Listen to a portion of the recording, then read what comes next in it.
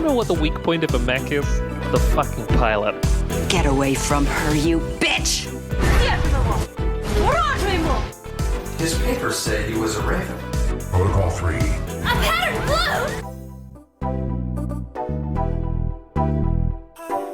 Welcome to On the Shoulders of Giants, a giant robot power hour discussing mechs across media, their stories, and why we love them. I'm Nico, and I'm joined by Alice. Laser Ted's 30th job is dying so the lesbians don't have to. Keep it wavy, Prince. Brian. Guys, I think we should start a beef with another pod. Because, you know, as they say, when two podcasts fight, millions subscribe. Well, this time around, we're discussing the average arc of a queer friend group from gig work to radical regime change, as depicted in Friends at the Table's Counterweight season. Let's launch into it.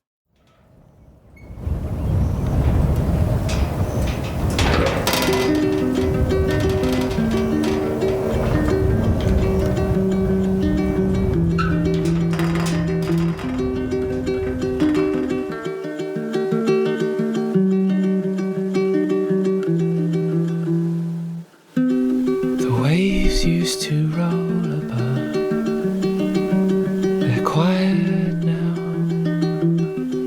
The ships used to fly above, they're quiet now. The chatter of radio, the finest reality shows. Forget about all of those, they're quiet. So, Friends at the Table is an actual play podcast. I'm not doing the whole... I realized when I wrote this sentence, I made it start like it was gonna... I was gonna do the whole intro, but... So, it's an actual play podcast, and what we mean by that is a podcast where a group of people records themselves playing a tabletop role-playing game with minimal editing. So, this is in contrast to something like... I think the Adventure Zone is advertised as actual play, but I mean there's a significant amount of editing and theme work and stuff in there. This is very much you're there's a mic on the table, we turn it on and go, even though they did, I think, record remotely. So anyway, this podcast is hosted and run by Austin Walker. People may know him formerly from Giant Bomb or Waypoint Vice. The players are Ali Akampora, Jack DeKeat, Art Martinez-Tebble, Keith J. Carberry, Andrew Lee Swan, and Sylvie Clare, though you should note that this season came out before Sylvie transitioned, so her previous name is used. And Counterweight's soundtrack was composed by Jack DeKeat as well, and is available on Bandcamp. So this was produced from July of 2015 to June of 2016 with a sequel/prequel in January and February of 2024 as fulfillment of a charity stream goal. I did some fun math for this. I was very excited for this. So the length of this media, there are 2 world and character creation episodes, 43 mainline episodes, and 5 prequel episodes, which is about 90 hours of content, or approximately 11 and a quarter work days of content. Yes, I calculated this just to hurt Alice. The things we do to you on this podcast. 90 hours of my life. And you know what? Here's what I'll say. I'm not a Nico. That was at regular speed the entire time. Yeah, and I also have to say that Twilight Mirage is almost twice as long, so... I know. I don't know when the fuck we're gonna do Twilight Mirage. We're gonna have to, lock Alice in a room. Okay, here's what I'll say. In Twilight Mirage, do they not discuss how to roll the dice actively on the recording? Because I might be able to put up with that. They never really... Great. No. Let's do Twilight Mirage, because it wasn't the 90 hours. It was the... Yeah. I will say that. So part of the reason that I said, hey, this is an actual play podcast is because, like I said, I think, so Friends at the Table has inspired a lot of actual play podcasts. If you listen to an actual play podcast, including our friends over at Follow the Leader, it was probably inspired in some way by Friends at the Table. But being kind of the vanguard also means that, not all the kinks are worked out. And Counterweight was only their 2nd season, so they had done a fantasy season of role-playing games before this, Autumn and Hyron, But this was only their second season, so there's some kinks to work out with the game. There are some kinks to work out with the audio. There's some, a lot of I think, stuff. interpersonal, like, interplay kinks also to work out that I do think get improved with the show over time. By pretty late in it, it was much more smooth. Everybody had a cadence that they could play with each other. It was a lot better. Well, and like that's also in my experience, that's also kind of how tabletops work. Like for the first few sessions, everyone's a little bit uncomfortable. No one super knows what they want to do with like a lot of the stuff they're working with yet. And then when things start to take shape, they really start to take shape. So from this same era, I mean, there were other actual plays starting up at this time. One I listened to was by 5 comedians who had also played D&D before, and that kind of spoiled me for things because they just immediately were in it, and it was much higher quality. So I need to remind myself this was 2016, where podcasting was a Wild West. Yeah, it super was. Yeah. Was this pre-Matt Mercer poisoning the well? No, I think Critical Well. Jesus, Critical Well. I think Critical Role started in 2014. I don't remember. Let me look it up. I feel like I need to get my facts right. Critical Role began 2015, so they're kind of contemporaries. I will say, it was nice being paid to listen to this. That did kind of encourage me more to engage with the media. Big recommendation. Listen to this at your thankless job. It'll also make you feel things about labor. Oh, yeah. Excel spreadsheets have a whole different vibe when you're just like, am I just doing this labor because rigor wants me to? And this is where joy is? But yeah, no, I do think that this is cool and helpful, though, in the sense of like, I don't know about y'all. I think we've discussed this lightly in previous episodes on TTRPGs, but like, I do feel like Critical Role and things of its style, Dimension 20, to an extent, has given people a skewed expectation of what to expect from their role-playing game in a way that I think DMs primarily kind of struggle with. I'm going to talk about myself. I recently just joined an in-person group. My friend, who is a forever DM by choice, was like, hey, I want somebody at this table. There's some new players. And we had to have the Critical Role discussion, which is where you admit, we're not Matt Mercer. That is a produced show. We are 4 people who don't know each other trying to figure this out. And I will say, it's done a lot of good for the genre of in-person gaming in that there are more queer people willing to go out there, find tables. It's still a little rough out there, but now people can be like, oh no, I don't have to put up with the bullshit. And lines and veils and X cards are normal things to expect at a table. But you do have to have that conversation about like, listen, this is not going to be totally cinematic. We are not going to have everything hammered out. Not everyone can be expected to play a character. And you hear it in this. Like, some of them take a minute to find a character voice or even feel comfortable playing in a character voice, even up until the end.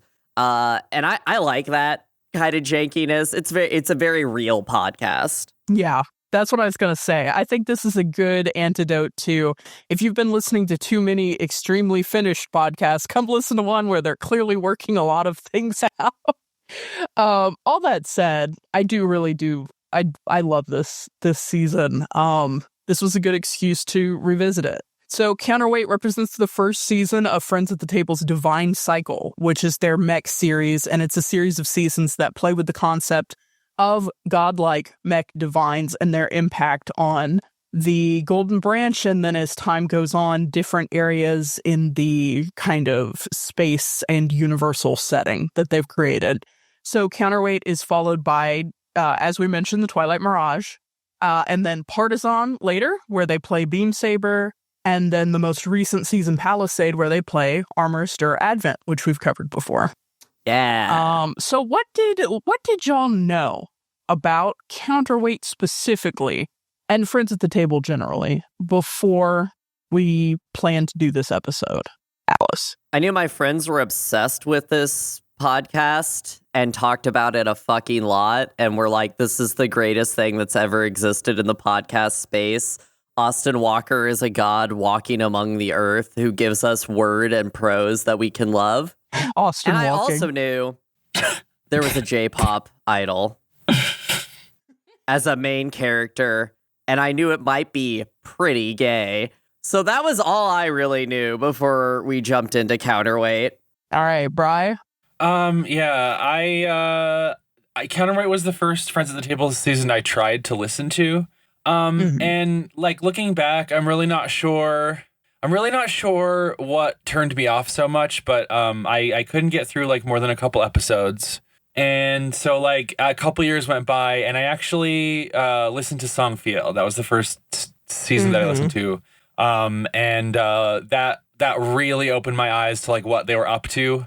And so and then like I actually genuinely think Partisan like changed my life in terms of like what you can do with storytelling and like things like that. So coming back to Counterweight and like sitting there and like again listening to those first 3 episodes and being like this is like absolutely fine. I have no idea what my problem was.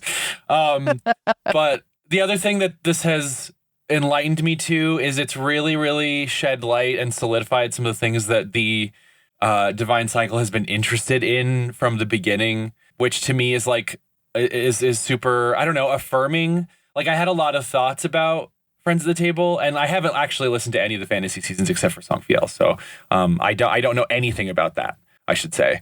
But Divine Cycle, like I have had a lot of thoughts about it, and they were really, really ratified by how incredibly interested Counterweight was in like every single one.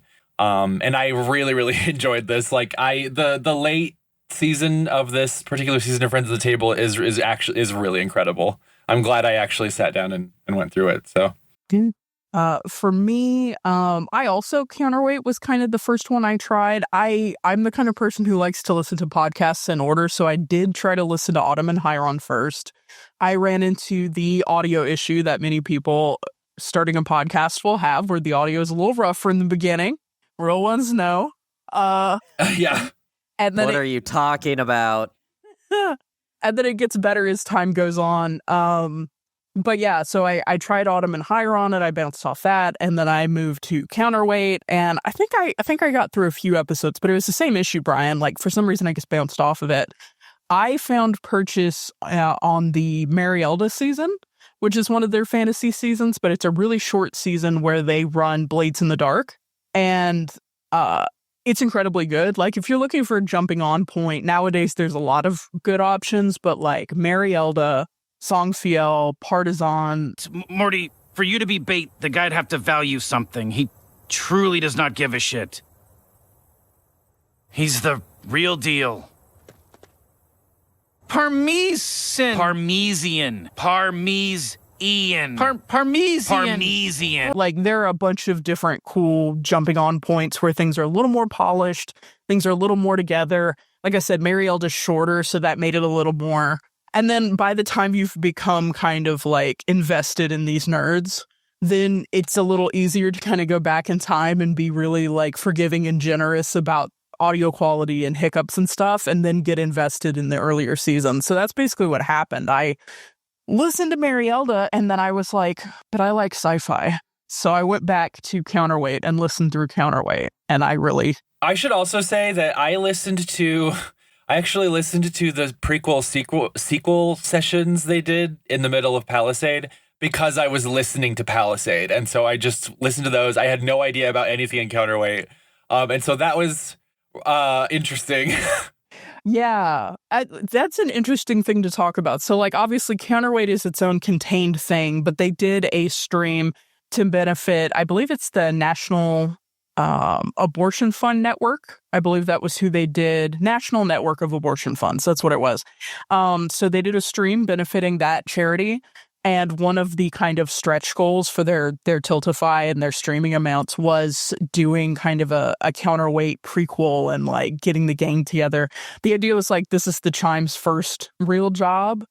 And so they did end up releasing that in 2024. And I do think it was probably a significant number of people's like first exposure to the Chime, considering that like, I think a lot of people did jump on with Partisan. Parmesian. Ian. Parmesan.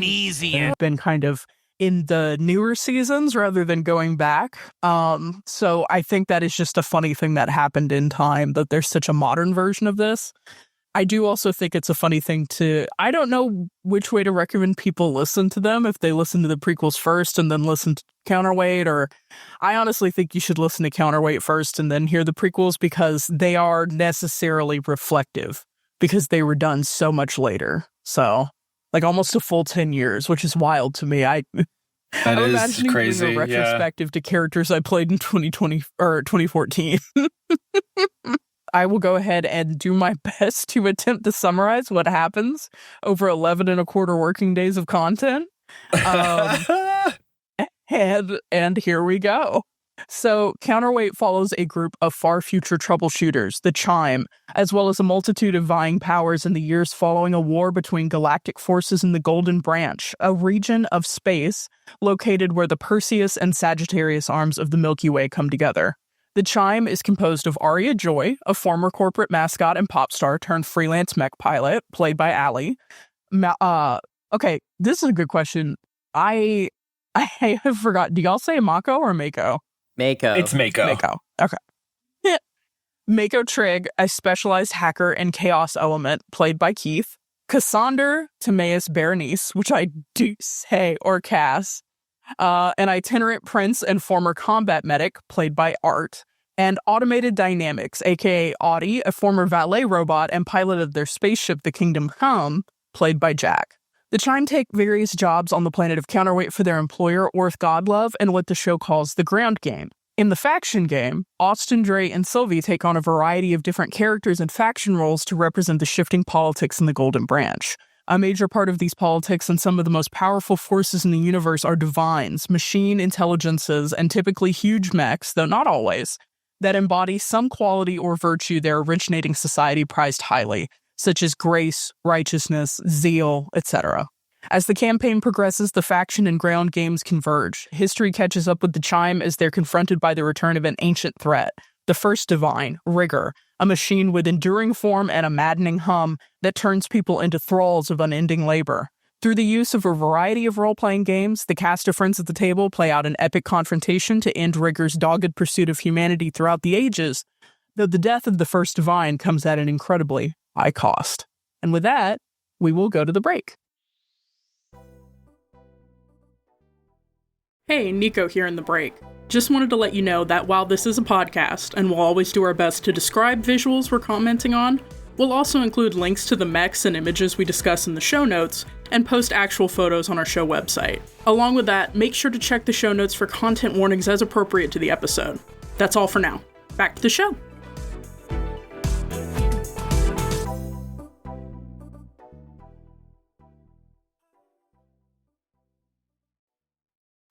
So I put together a loose outline of how to do this just because there is so much content.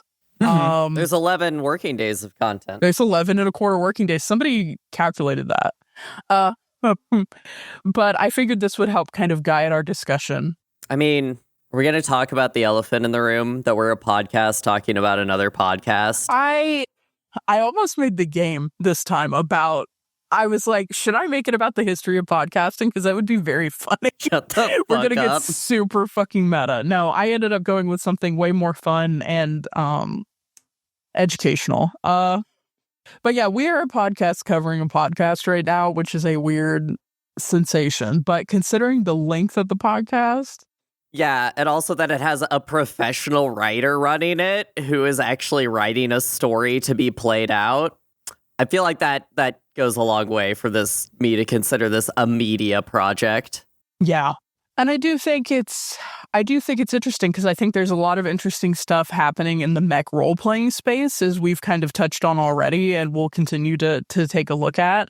But we've mostly looked at like game systems, whereas this is an interesting chance for us to take a look at a game system which has been played and generated a story. So yeah. I also think it's interesting to talk about how the system changes throughout this.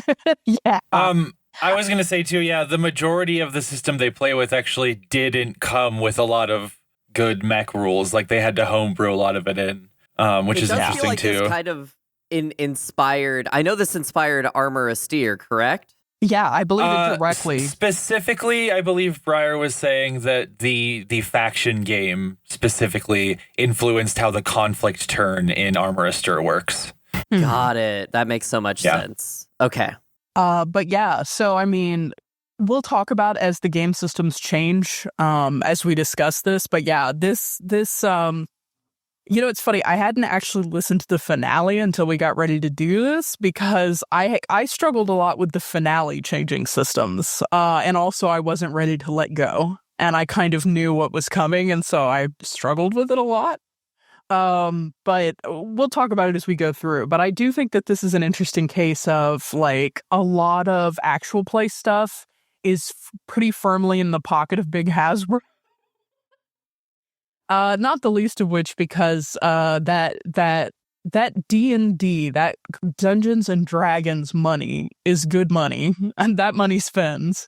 But also, I think it's fair to say that D&D has kind of a death grip on the consciousness of a lot of people who got into role-playing games fairly recently. A lot of people kind of only know Dungeons and Dragons. And one of the things I think that's fun about listening to Friends at the Table is you are going to hear like 80 systems you didn't even know existed, and you're going to hear them hack things live on air, and I think it's a really cool exposure to what role-playing games can do when you get outside the sphere of specific. The first stuff we have up is the creation of characters, and technically there is like a secret like -0 episode that they call, it's the world building episode, but the audio was a little fucked up, so they do have a link to that you can listen to it, but it's not kind of considered part of the main feed, and neither the world building episode or the character creation episode are necessary to like listen to the show. I just think it's interesting. So, especially because, like, Brian, you were saying, like, hey, this is the beginning of fucking everything. There have now been 4 seasons in the Divine Cycle. This is the beginning of the Golden Branch. This is the beginning of this whole universal setting. Did you have a chance to listen to the world building episode? And, like, what was that like, considering? Alice, did you? Because I didn't. No, I skipped both because I wanted to act like this was an audiobook. I don't think I really realized that was a thing. I think it might be worth going back and listening to, but just because you're a sicko, and Brian does a lot of really good world building for the games that he runs for us, so I think that might be interesting. But it is really funny. All I'll say on it is extremely funny to hear nouns developed that you will continue to hear for like the next 10 years. Oh my God. They don't know that these are the nouns. No, and like it might not even be, so like there's someone or something on September is named White Star, and that fucking blew my mind. I was like, we've been using the nouns all along. It's nouns all the way down. You will hear forever. Yeah, no, so yeah, Kesh isn't going away, Rapid Evening isn't going away, like all of that stuff is like starts here, which is good. The Panther isn't going away. There are a lot of different things that are going to endure for a really long time. Alice trying to do the ocelot meow. Oh, was that what that was? Nyan nyan. You know I'm gonna make a button of that when I get my hands on this recording. Please don't send it to Ghost. Ghost makes apps that I don't like. I'm pretty stupid. What is Counterweight just a planet with a bunch of platforms on it? Did I get that right? Is it the Big O city with domes? Is it Dome City? It's Big O World. It is exactly Big O World. Yeah, Counterweight is technically barren and completely cold. But they have the domes. Yeah. Is it where the two empires meet? I don't get it. It's kind of stuck in the middle of everything happening in the Golden Branch. It is where two empires meet, but... Yeah, I don't think it super matters where in space anything is. Like, I didn't look at a single map. Hey, I'm going to be very clear right up front. I intentionally only consumed the podcast episodes. I looked up absolutely nothing unless it was directly in the show notes. And I'll tell you this, a wiki was not in the show notes. Though I will say there is a really good independent Friends at the Table wiki, which I appreciate because recently I've had cause to use a fandom.wikia website a lot for a game that I'm playing through, and that is fucking unusable on mobile. Yeah, Stop. that website is utterly trash on mobile. It's insane. So the counterweight wiki and the Friends at the Table wiki refreshingly ad free after that. So, but yeah, no, there are maps available. What's interesting to me is that so we'll talk about it, but the faction game uses Stars Without Number, which is a system that will lead you to generate like a hex map of planets and create like a little system map.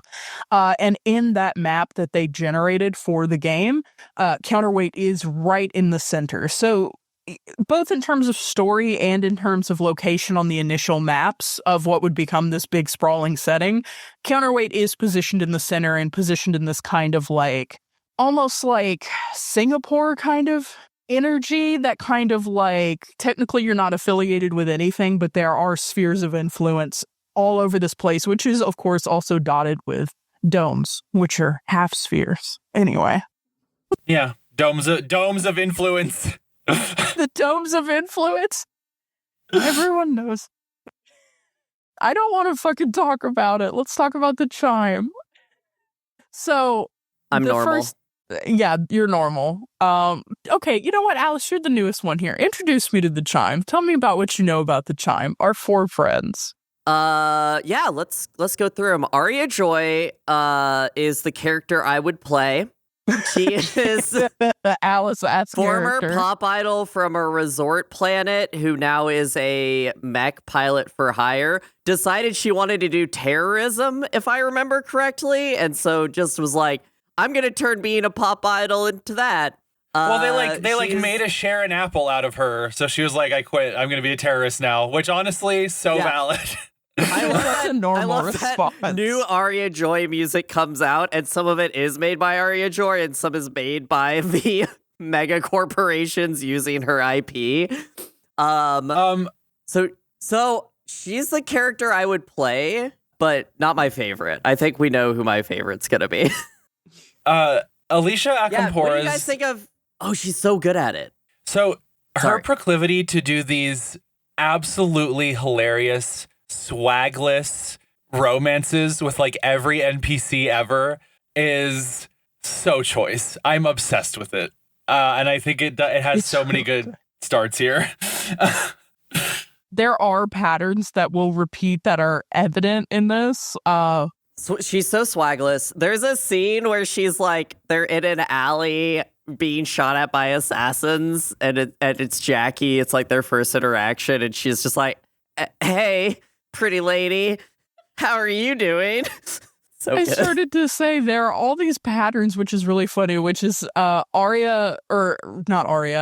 unprovoked, if she sees a hot NPC, will be like, is anyone going to date that, and not wait for an answer. And then on the other side, Keith will be offered like the hesitant suggestion of a love interest and immediately throw it out a window. Keith is not interested in role-playing romance, and that carries on throughout. But it is funny how many people kind of enter the orbit of Keith's characters that might make a compelling ship. And Keith is like, no, I'm here to ride a hoverboard. I'm here to wear a transparent shirt. Mako Trigg is trying his best. That's my description of the Mako Trigg character. So Mako Trigg is a Cyberwire hacker who is also from an institute of hackers, went to hacker college, and has some other backstory, but really is just there constantly asking the questions that no one thought to ask. Such as, what if we just attempted to buy all these mechs on What's credit? in a doctor's kit?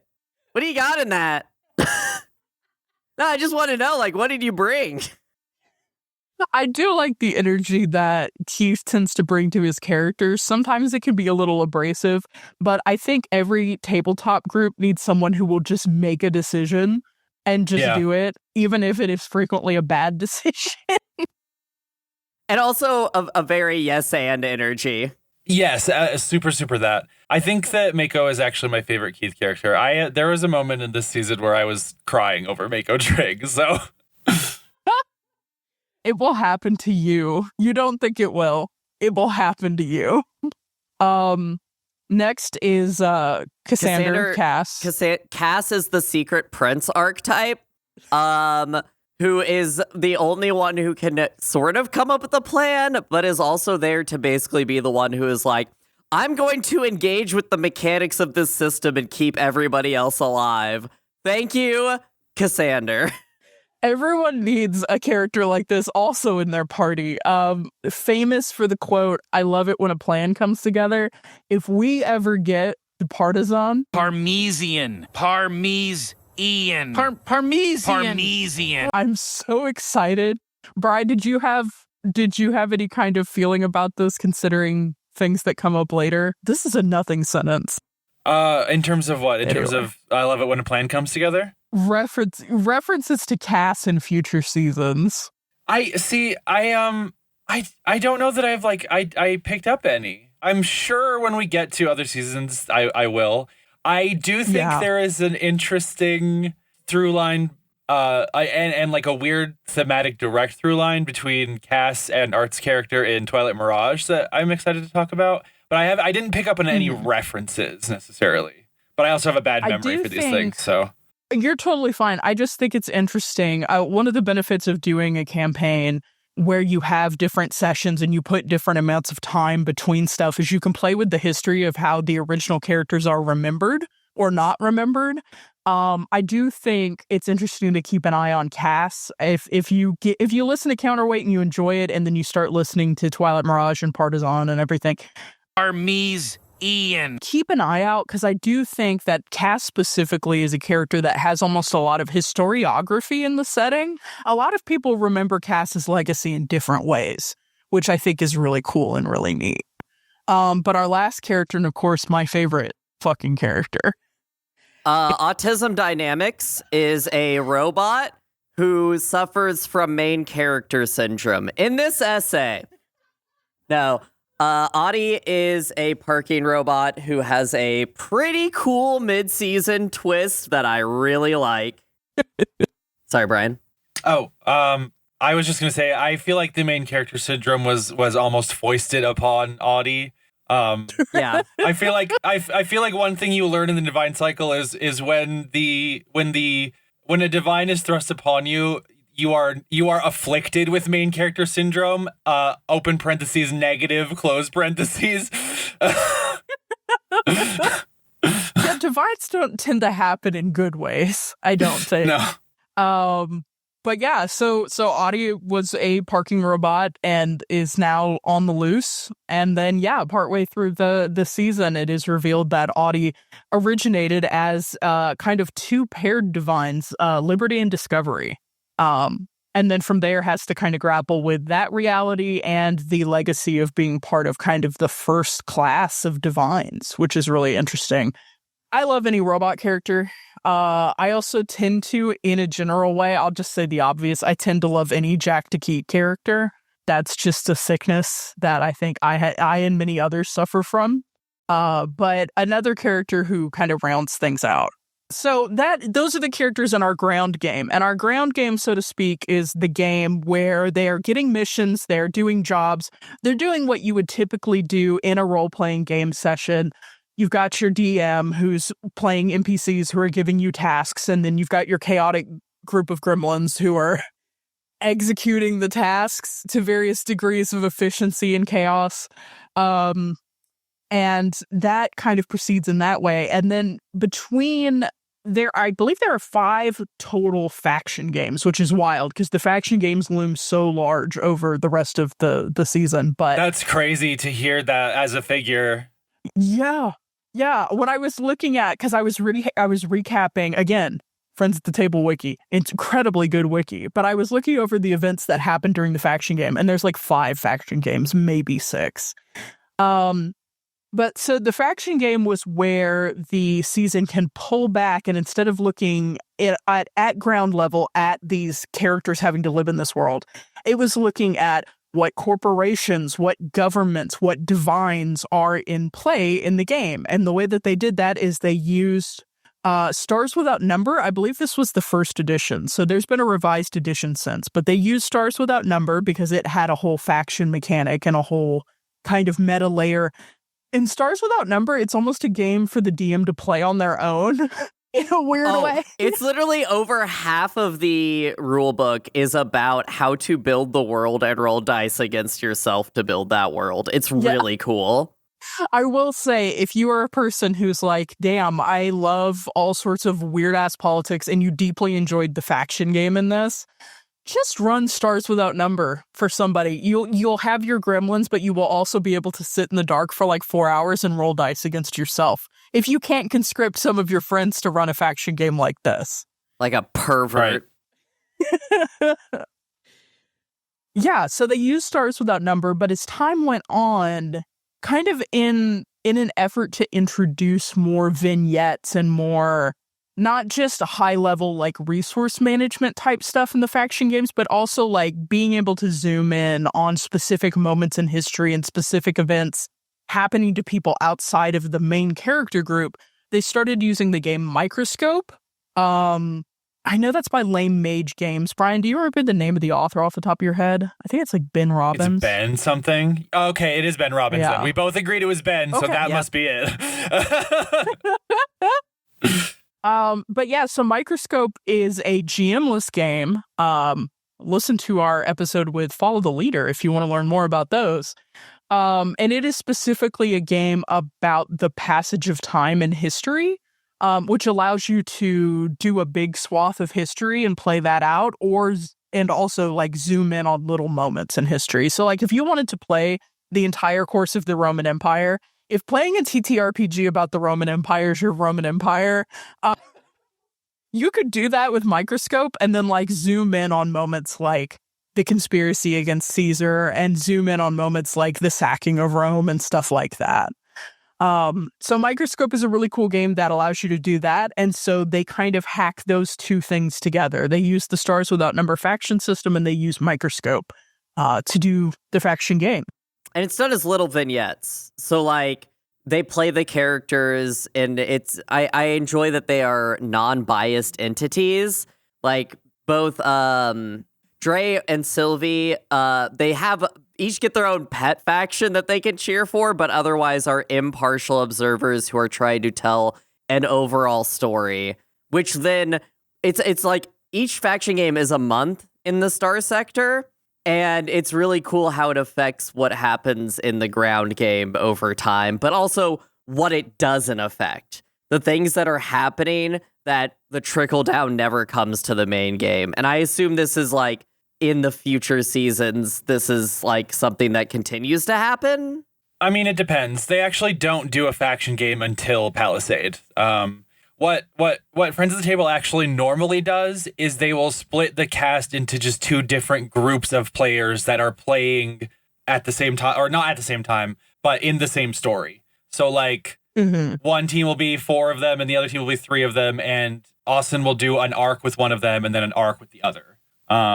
So it depends on which season it is. If they have a faction game, then yes.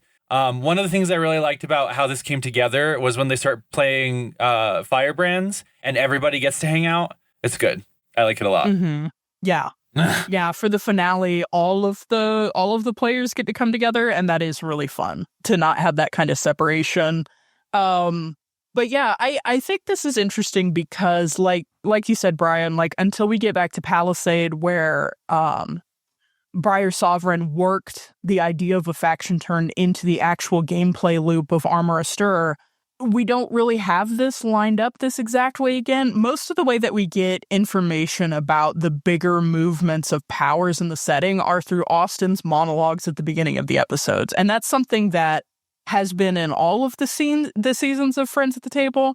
But I think it's interesting how there are monologues before a lot of the episodes of Counterweight.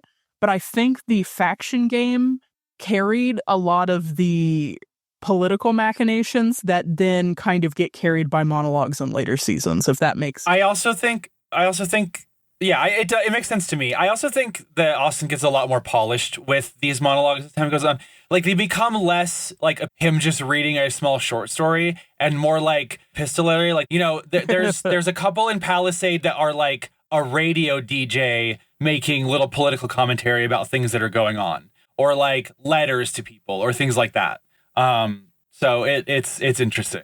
I do think that this is an interesting approach. So, like, we were talking about the difference kind of between, like, Critical Role or Dimension 20 or other podcasts. I've never listened to it, but, like, Hello from the Magic Tavern, NADPod, if you listen to Not Another D&D podcast, which I saw live. That was a wild experience. Like, there are different ways that DMs handle conveying information to the players about what's been going on in the setting, or even just, like, setting up a one-shot. Austin does tend to favor these like monologues, and also in a lot of the shows, the show notes will have interesting information. I think Parmesan is like infamous for having like shitloads of information in the show notes of the episode, which I'll be honest, I didn't keep up with very well, so I was confused a few times. But like it is interesting to think about the different ways people convey useful information. And I think in a home game, if you're running a home game and you like the energy of these monologues, but you are a little afraid to sit for 5 or 10 minutes and deliver a speech to your players, one of the mechanics that a lot of games have that allow this is like love letters. And that's actually something that comes up in the Hyron fantasy seasons of Friends at the Table. They play some games that include love letters, and those are things you as the DM can write to your characters to give them, to like hook in their backstory or give them information on how their actions have affected the world.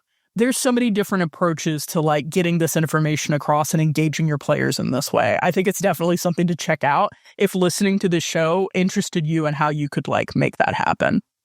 But a major thing that happens in the faction game, and I remember the first time I heard the episode when Snowtrack discovers Rigor. Not the least of which because, again, this show has a soundtrack by Jack DeKeat, and there are some banger tracks, and they get laid in. I will say, Friends at the Table is actually a show I don't listen to on advanced speed because it fucks up the music, and I really like the music, so I don't listen to Friends at the Table on 1.245. But yeah, no, the specific scene in the faction game when Snowtrack discovers Rigor is chilling. And I love that happens in the faction game.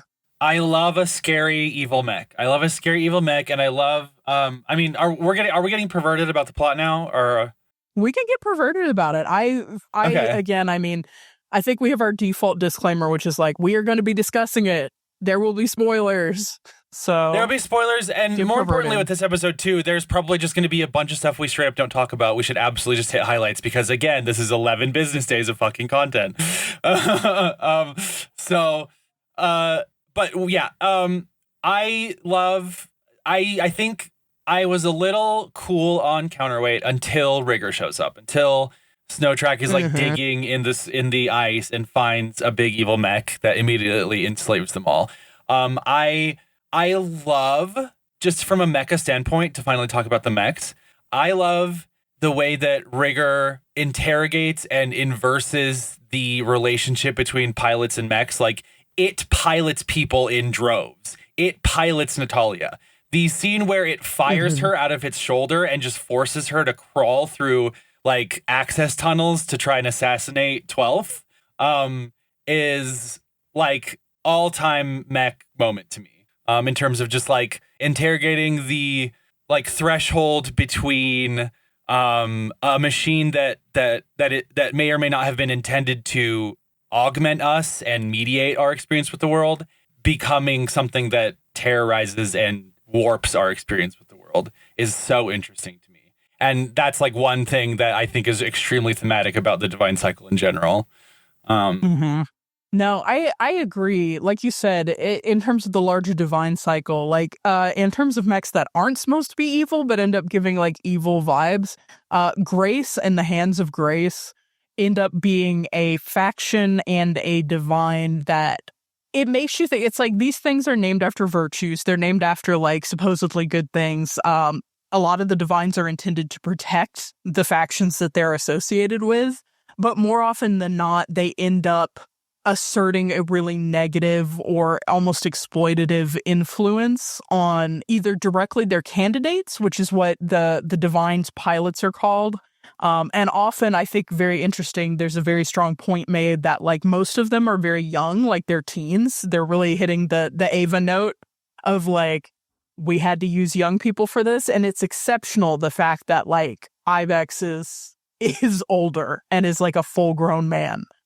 I like that they're very interested specifically in how mechs can be dangerous to us because of how they can change and use us, as opposed to just like, I get in the big robot and I pilot it, and sometimes I do the fucked up rampage scene from Mazinger, but also sometimes maybe I'm really good with it. So, Alice, tell me about the super soldiers. There are a lot of different factions in the faction game, but please tell me about the super soldiers. I love the little super soldier guys. So in the faction game, they have different assets that they can move around, and the way that they interpret them is very cool. So like they had, there's a Space Marine unit that you can use in the Stars Without Number faction, and there's a particular faction called the guys who go into the nighttime. Rapid Evening? Ma'am? Rapid Evening. Oh, okay. I'm glad you understood that, because I was like, excuse me.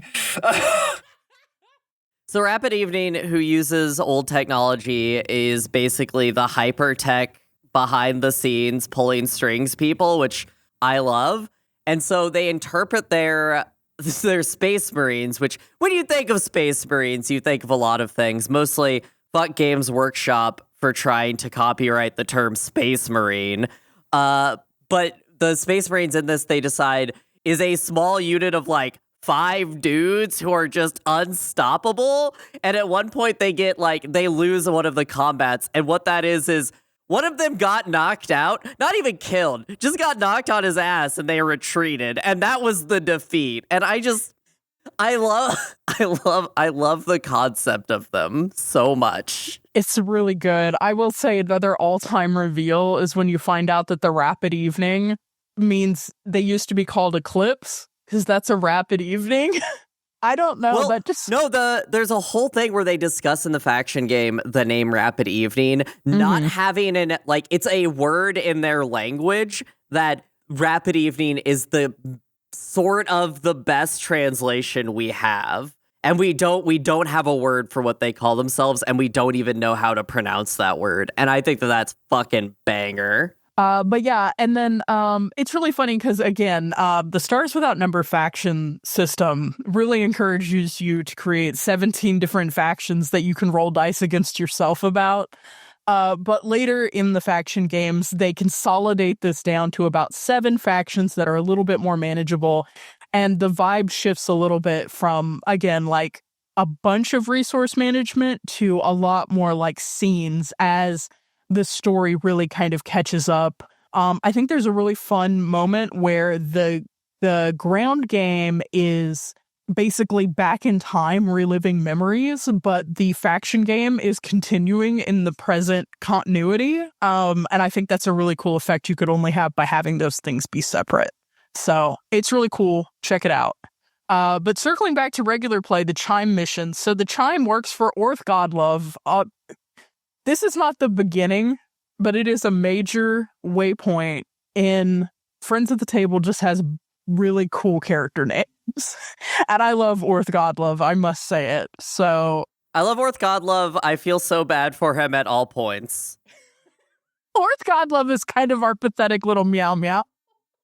I love Friends at the Table names because you have Orth Godlove, which is a cool ass fucking name, and then you have Maritime Lapel. There was some bitch named like Trigonometry or some shit near the end where I was like, what the fuck are we doing with these names that I love? Turns out you can name anyone anything. My favorite NPC name in all of Friends at the Table is a Twilight Mirage character. His name is Public Person.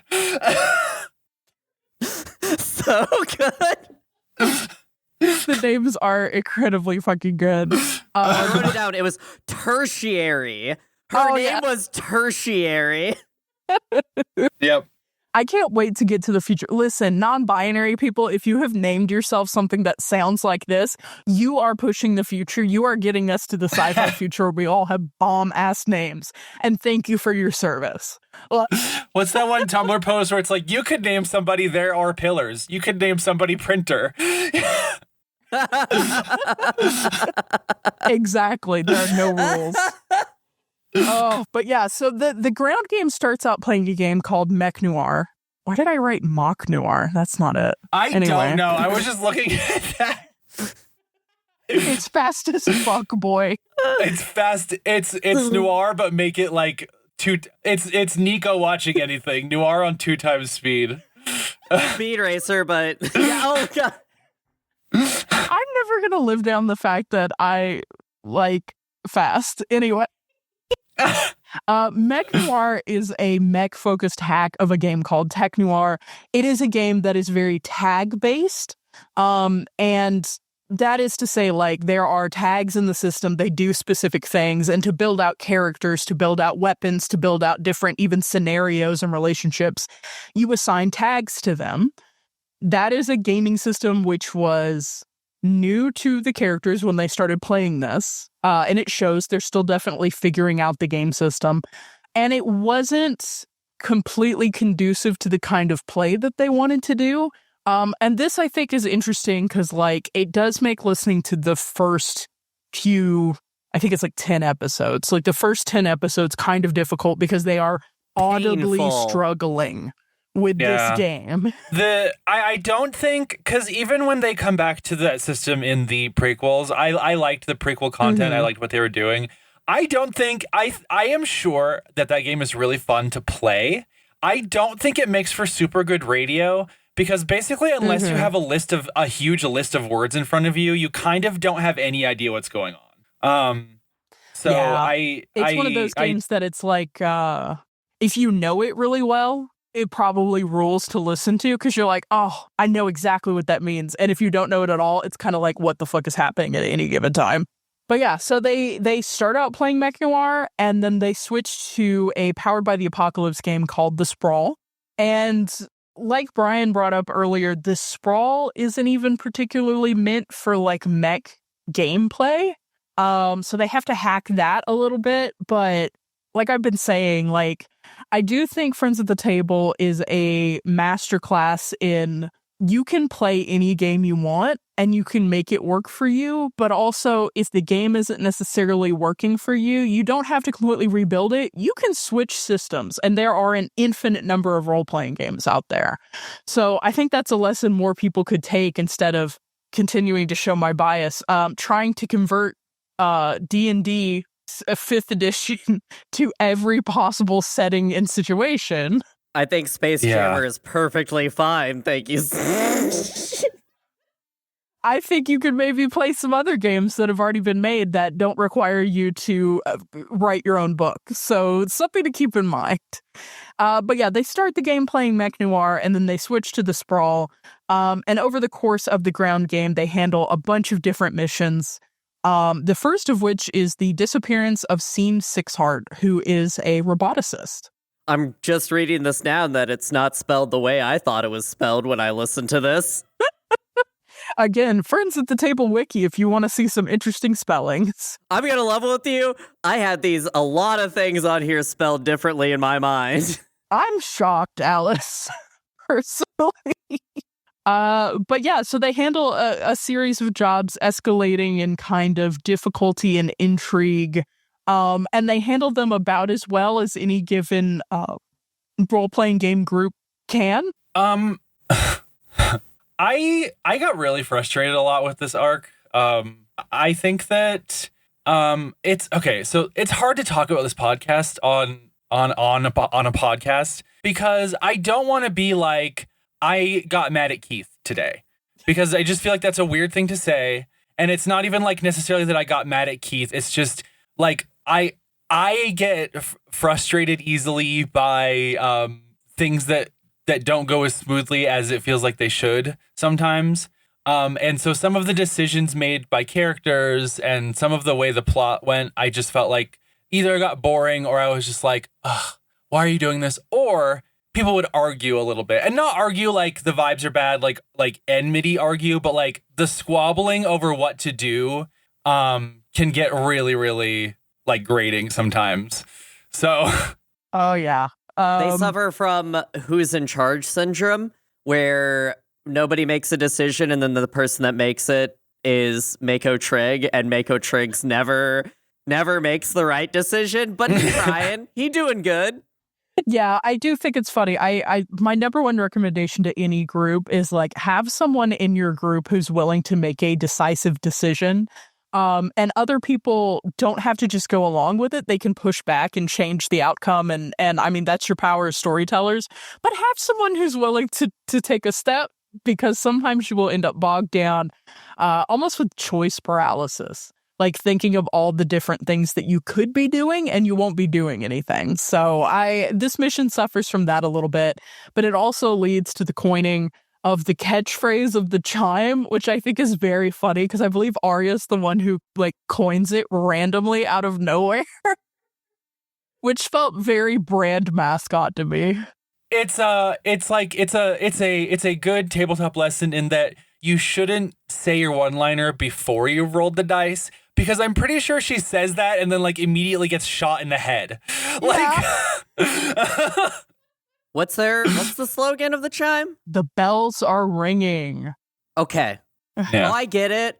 Yeah. Because it's the chime. I think that this is why they end up called the chime also.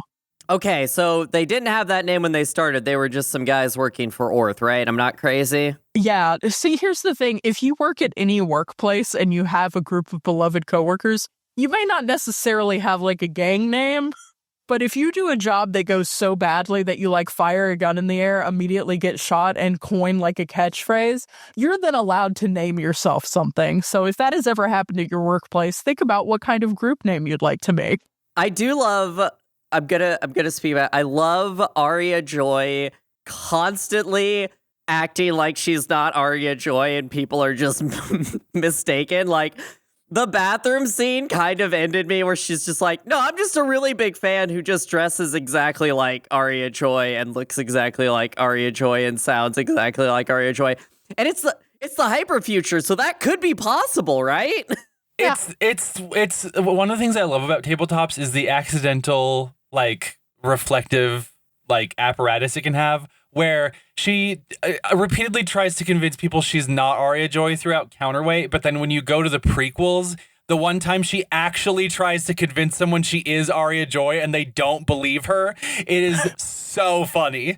Yeah, and it retroactively makes every time she insisted she wasn't Arya Joy make more sense, because the one time she tried to cash in on her name, it didn't work. I do love that kind of like retroactive. Yeah. Anyway, we should talk about the mission where things with Mechs started happening in en masse. There's no Mechs in this first part, but we do meet my future wife. Well, Jackie. there are Mechs in the sense that Mako accidentally buys like 100, but aren't those robots? They are technically mining mechs. So he does put it in order and like put it on. I think with the best accent ever. Their government names are attached to this order, which is what was his name? Later. What was his cover name though? It was so funny. Oh my god. Okay, I will look it up because I think he was doing the whole Southern man trying to. I know, yeah. I'm just a simple country mech purchaser. And then he blew all of their creds. It was Drobot Taylor, I believe. Yeah. And then after he gets shot, he's like, "Cancel my order. I got shot." And they're like, No, we're not canceling that order. You signed in the way that only a corporation can. It's so funny. But yeah, that mission is a hot mess, but it is the beginning of one of my favorite things. I think this is the beginning of it, where Audie counts as a small gang, which is one of my favorite reoccurring bits, is that Audie just keeps bringing up, "I count as a small gang, by the way."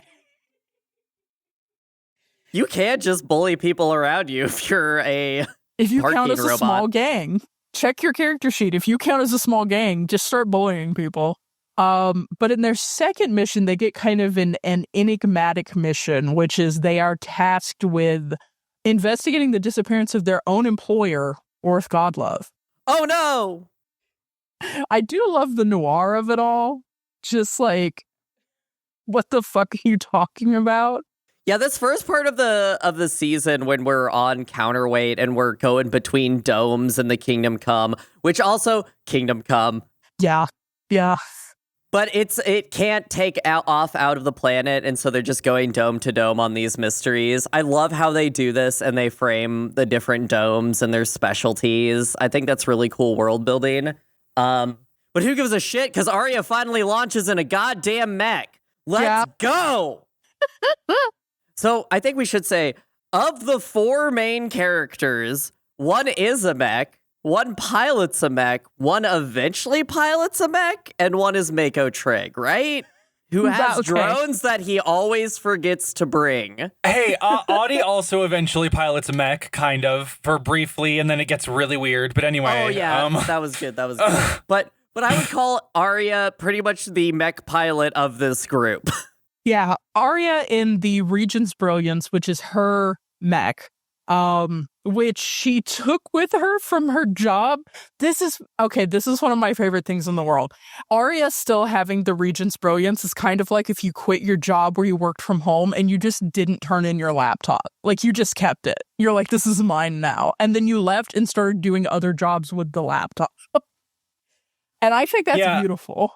I also love Arya being like at least by the end, being like the superhero mech pilot of the group. One of the first things she says is, I was not built to be a mech pilot. I just have this mech. It's really good. I love it because it's supposed to be part of her almost like stage set. Like, it's set up, it has RGBs that can be hooked up to a music deck. It has the Gundam forehead anti-personnel guns, but they shoot fireworks.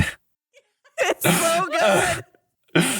And it can dance. That's the major thing. It can be a backup dancer. It's a mech, and it can be a backup dancer. But it's funny because then you have this next to Cass's mech, the Megalo File. The big buddy. Which is named after my favorite dessert, Mille Fule. What? Oh.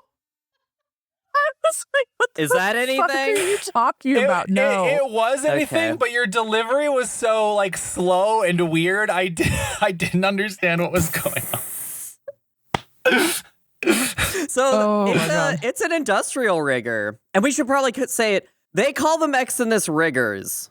Yeah, but Rigger. Yeah, as opposed to, and I do like the connection that gets made later that it's asserted that they are called riggers because of rigor, RIGOUR. I have a confession. Yeah. Up until the final arc where somebody says rigorousness or something, I was like, oh, the divine rigger, RIGGER, he's the daddy of all of the robots. That's what he is. I didn't get it. I didn't get what the divines were for a long time. I think all I mechs still struggle. I think all mechs should have children.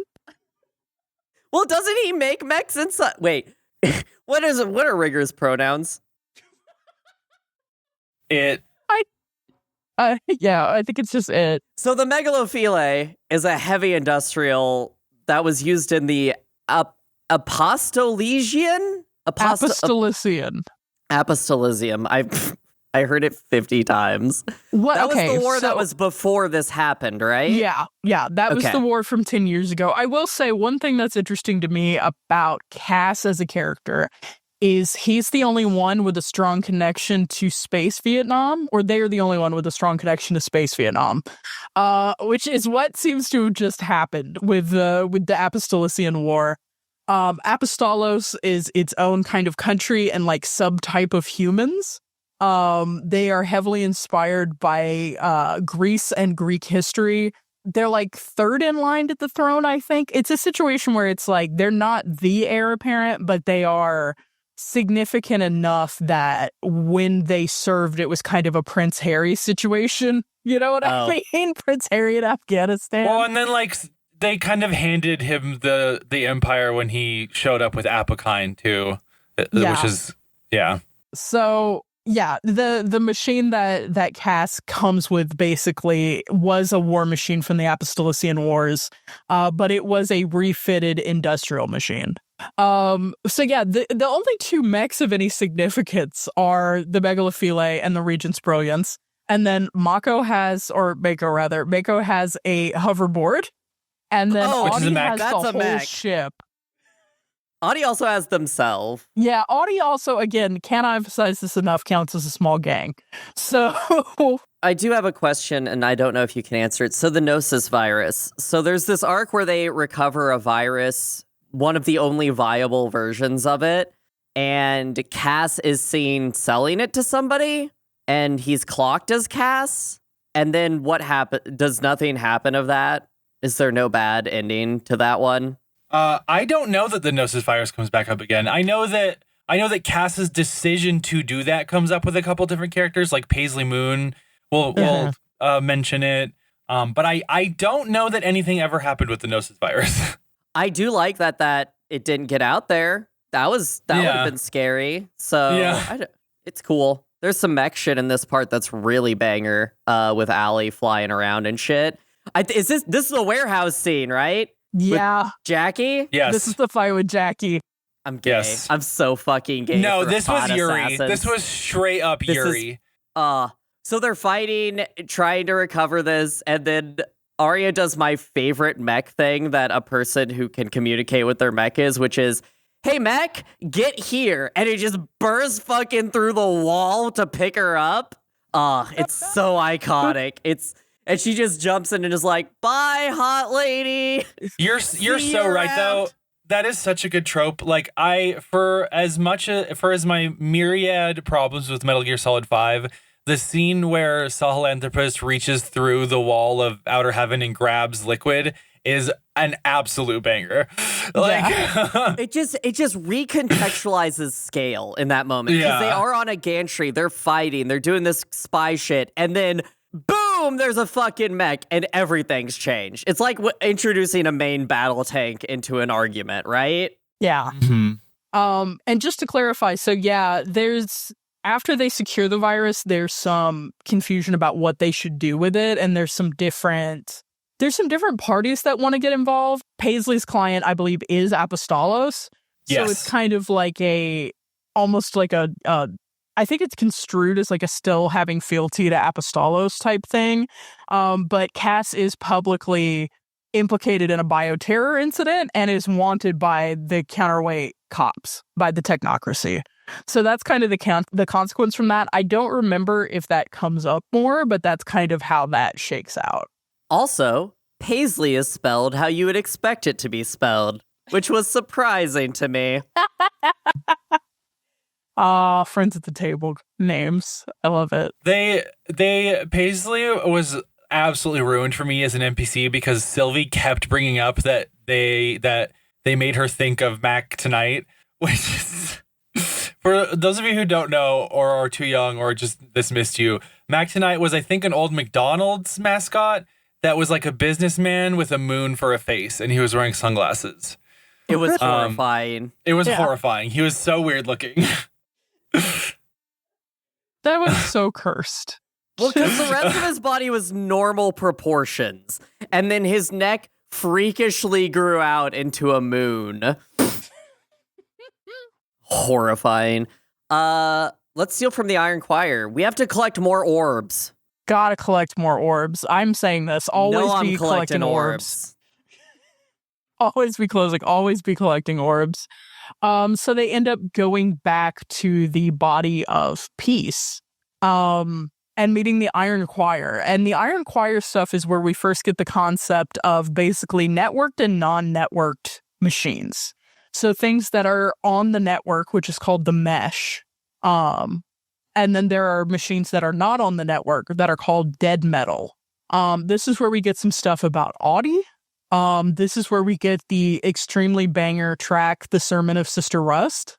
It's just an extremely cool episode, and it is also orb related. What were y'all's thoughts on dealing with the Iron Choir and all that. Yeah, I mean, I started listening to this in like July, so I'm a little fuzzy on like the moment to moment here.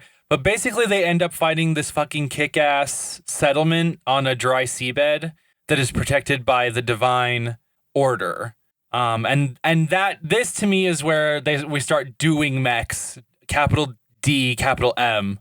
Yeah. So, because this is where the Panther shows up. The Oricon like sick drone mechs that like can like split up and reform. So, is the Panther help me understand this? Is the Panther a single named unit, or is it a series of units?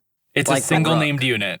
Yeah. Okay. The Panther is like a legendary unit, and it does persist through the kind of rest of the seasons. Like, this keeps showing up, but it's already historical by the time we get to Counterweight. This was already part of the Apostolician conflict. This was already part of the previous conflicts with Rigor.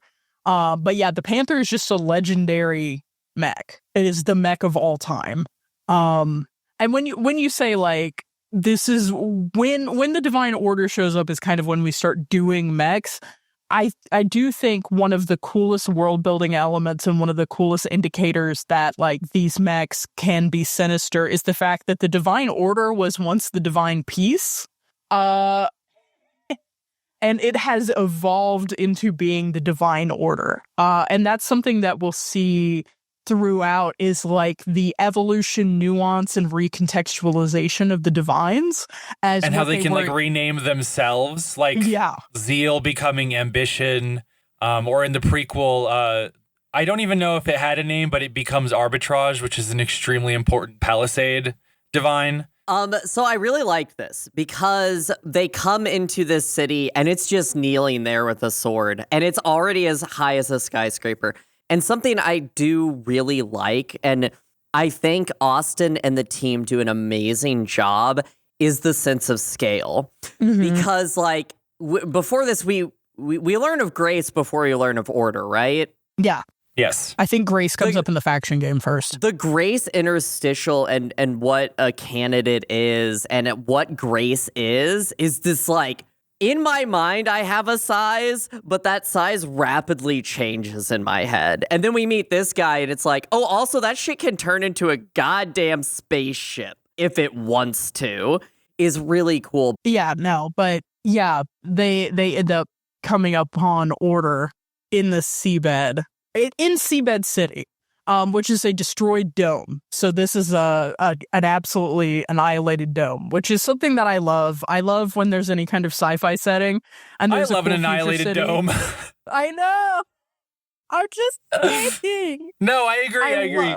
I love when there's any kind of type of sci-fi city and there's a shittier or ruined version of it. Like, it just hits.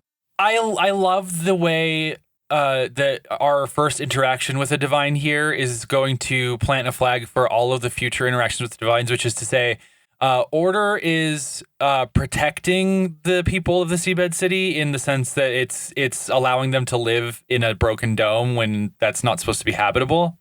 But also, when Mako goes inside of it and tries to use it, it immediately attempts to enslave him. Which is really, really interesting. But you know we got to get that golden orb. Yeah. We got to get the orb. We got to get that orb. Mako saw some shiny keys and said, I got this. I was screaming when Mako was climbing inside that shit. Yes. All right. So let's keep it moving briskly. Alice, you were impressed by the in-city mecha play by Allie. Would you like to discuss this? And of course, Jim. So I wanted to speak about how Allie plays with the Regent's Brilliance in this. Mm-hmm. It is played very much as I am not a mech pilot piloting a mech very well. So she flies through the domes a lot in this, almost gets shot down and fights a lot of rooks, mm-hmm. which I do want to talk about the naming structure of these mechs. I get it. It's chess. I get it.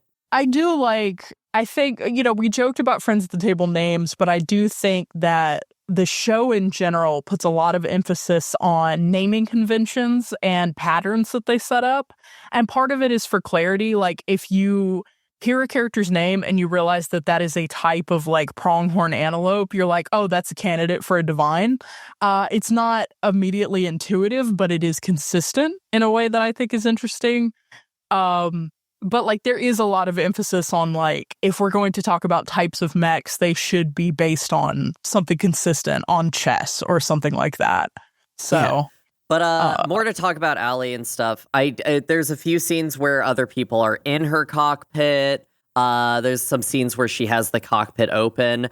The way that it's played is just in a very if you used a mech as an extension of yourself. So a lot of mechs, and especially in this, are actually divines or something else, and they have personalities. And like, you think of the Panther versus this, like, the Regent's Brilliance is just, it's Arya Joy's mech. It doesn't really have its own personality, its own story. It's not really invoking things. She uses it as a tool pretty clearly. And I really enjoyed that in the difference to how all of the other mechs are, as kind of a grounding thing of like, oh, there are people who just pilot mechs. Like, Cass ends up getting the Apokine later, and it's a whole different thing. And then Arya's upgrade to her mech is the Regent's Brilliance, but a queen frame. Yeah, instead of a rook frame. I do think that that's cool. Very good, because it's like, well, it's a functional tool, and people like Arya Joy, they don't really, I'm sure the hyper fans, which it is established that there's a fan base for the chime on the mesh, which is one of the best things, but I don't think I'm sure there's some sickos who are like, oh, here's my Regent's Brilliance fanfic, but it's mostly the Arya Joy of it all. And then there's Jim. Jim is when I realized that Austin Walker has too much power. Jim is the guy who's helping them get in and out and cover things up. He's a robot working at the port. Yes. Oh my God, Jim. Yes. Jim. I love Jim. Where they keep trying to get Jim to give them things for entirely free. And Jim is like, I do not take bribes, but I need a bribe. I would like a bribe. Yeah. It's so good. I to just circle back on the stuff about Arya, I do want to say Allie is a certified Gundam brain rot, and I definitely think she uses the Regent's Brilliance like a mobile suit, versus like a lot of the other mechs, like you were saying, have this kind of elevated, mysterious, like other nature to them. Mm-hmm. Like if Haman Karn wasn't a piece of shit, that kind of vibe, really. That's a Gundam reference for you. Thanks. That's a Gundam Nico. reference. You, Nico, you Gundam head, you. Yeah. Well, so next in the kind of progression of things is an interesting thing. This was my first time ever hearing Kingdom as a game, another game by Ben Robbins, played. This was my first time hearing that. They enter the memories of Jace Rethal, who was a pilot during the last conflict with Rigger. And this is about how dangerous Ibex is the candidate of righteousness. And so Orth is trying to impress upon them the extent to which Ibex is dangerous in this entire, like, as the politics begin to collide with the chime, he feels like they need more information. So he basically puts them into these memories of this pivotal time period. And the way that this is played is by playing the game Kingdom by Ben Robbins. Kingdom is about having a kingdom or a group or a concern that is at a crisis point or reaches several crisis points. And it's about playing out how those things resolve and where the kingdom goes from there, how it changes, and what it looks like, kind of the internal politics of this thing happening. But in a way that doesn't require you to kind of Crusader Kings it out. Like, you don't have to be keeping track of everyone's third cousin and their various murder schemes. You have different types of character roles, and then our players take on those roles and play this out. And I think this is a really interesting and kind of risky thing to do, because you are putting the history of your setting, which presumably Austin already had some ideas about how this would play out, in the hands of your players. and letting them kind of play out a retroactive history, which will then impact things as they go forward. So what was it like for y'all to listen to this switch from the Sprawl and from the faction game to the Kingdom game? I thought this was really cool. A cool way to like talk about the war, but in a way where we're not getting in the nitty gritty of the war, and also how human politics can fray what could be good coalitions and also good mech shit. I'm gonna force this on both of you. We got to talk about divines and their candidates, because this is the core of why this is a mech media. Like, yeah, Arya Joy pilots a Rook, whatever. But this is what this is talking about. And now that I've heard you guys talk about the divine cycle, I need you to try and think of this only in the context of this arc, because that's all I know. Uh-huh. Okay. A divine is a giant mech that is AI powered. No. Or has a soul or spirit based on its community that built it. That's the question. So not all mechs, not all divines are mechs. First of all, righteousness is actually not a mech. Righteousness is like a program. Voice is also not a mech. But the questions you're asking are the questions that we're supposed to kind of sit with about divines. Are they people? Do they have personalities? And again, this is just like what all of the seasons are about. Like, to what degree are we unsafe from them? To what degree are they unsafe from us? To what degree do we need them? What are they exactly? They are always a machine or a machine intelligence. So yes, AI. And some of them are an AI powered mech like Grace. But some of them are an orb like Zeal. And again, some of them are like an algorithm like Righteousness. So okay. So speaking of Righteousness being an algorithm, Righteousness is the one who like affects the Arya Joy song to like control people. Was that a correct read? That sounds like something it could do. I don't remember that happening, but I feel like that could happen. And so yeah. Okay. So I guess there is a very specific one, and what I will say is something I have a lot of thoughts on Austin Walker, but Austin Walker can write some short stories and orate them very well. And there's one episode where Austin Walker just reads 3 short stories that give like critical background to the world out of fucking nowhere. And one of them is talking about the creation of the divines in a cool way that I think is interesting. So it's like Apokine isn't a divine. But I think the episode you're talking about is episode 37, Visions from the Windows, or The Last Time the Bomb Dropped. Yes. Because, yeah, this is the one that's entirely written by Austin. It's 22 minutes, but it is just history, basically. So Apokine isn't a divine, but it is inspired by the feelings of the people, right? Mm-hmm. Well, so like Apostolos, this was part of the thing that they talk about when Apokine is revealed. Apostolos doesn't really make divines, but they do make super technology like the other orb that's not Zeal and Apokine. Apokine is not a divine because it doesn't have, so I would say there are 3 things that make a divine: the machine intelligence, the need for a human component, and an ulterior motive. Apokine has 2 of those things, but not the 3rd one, and so that's why it's not a divine. Okay. This makes sense. It's compelled by the will of the Apostolician people, and it helped form the empire, but it doesn't actually have independent thought in the way that the divines have independent thought in their own agendas, which I think is really interesting. I like that the Apokine represents like a middle path, right? Where it's like, it is not just a machine used by one person. It's not a forklift. But it's also not this new type of life. Like we were talking about divines. Divines are interesting to me because they represent a really good version of something that interests me about artificial intelligence. Y'all know, and I'm sure our listeners have figured out by now, I love stories about artificial intelligence and about robots. Like those are one of my favorite things in the world. Less because I'm interested in them actually coming to fruition, but because I'm really interested with what it would be like for humanity to not reproduce, but to produce for the first time, to create a new type of life that is distinct from us. A new type? Yeah, a new type.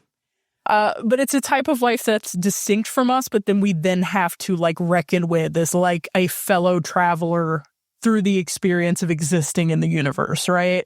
And the divines really represent that. It's like they were created for specific purposes. They are manifestations of specific wills, but because they can create their own intelligence, they go awry in a sense, but not awry in the typical, like they all become megalomaniacal.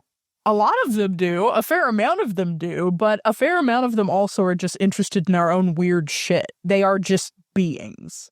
Right. I think my favorite example, and the one I love the most of the, I'm going to use quote unquote bad divines, is Grace.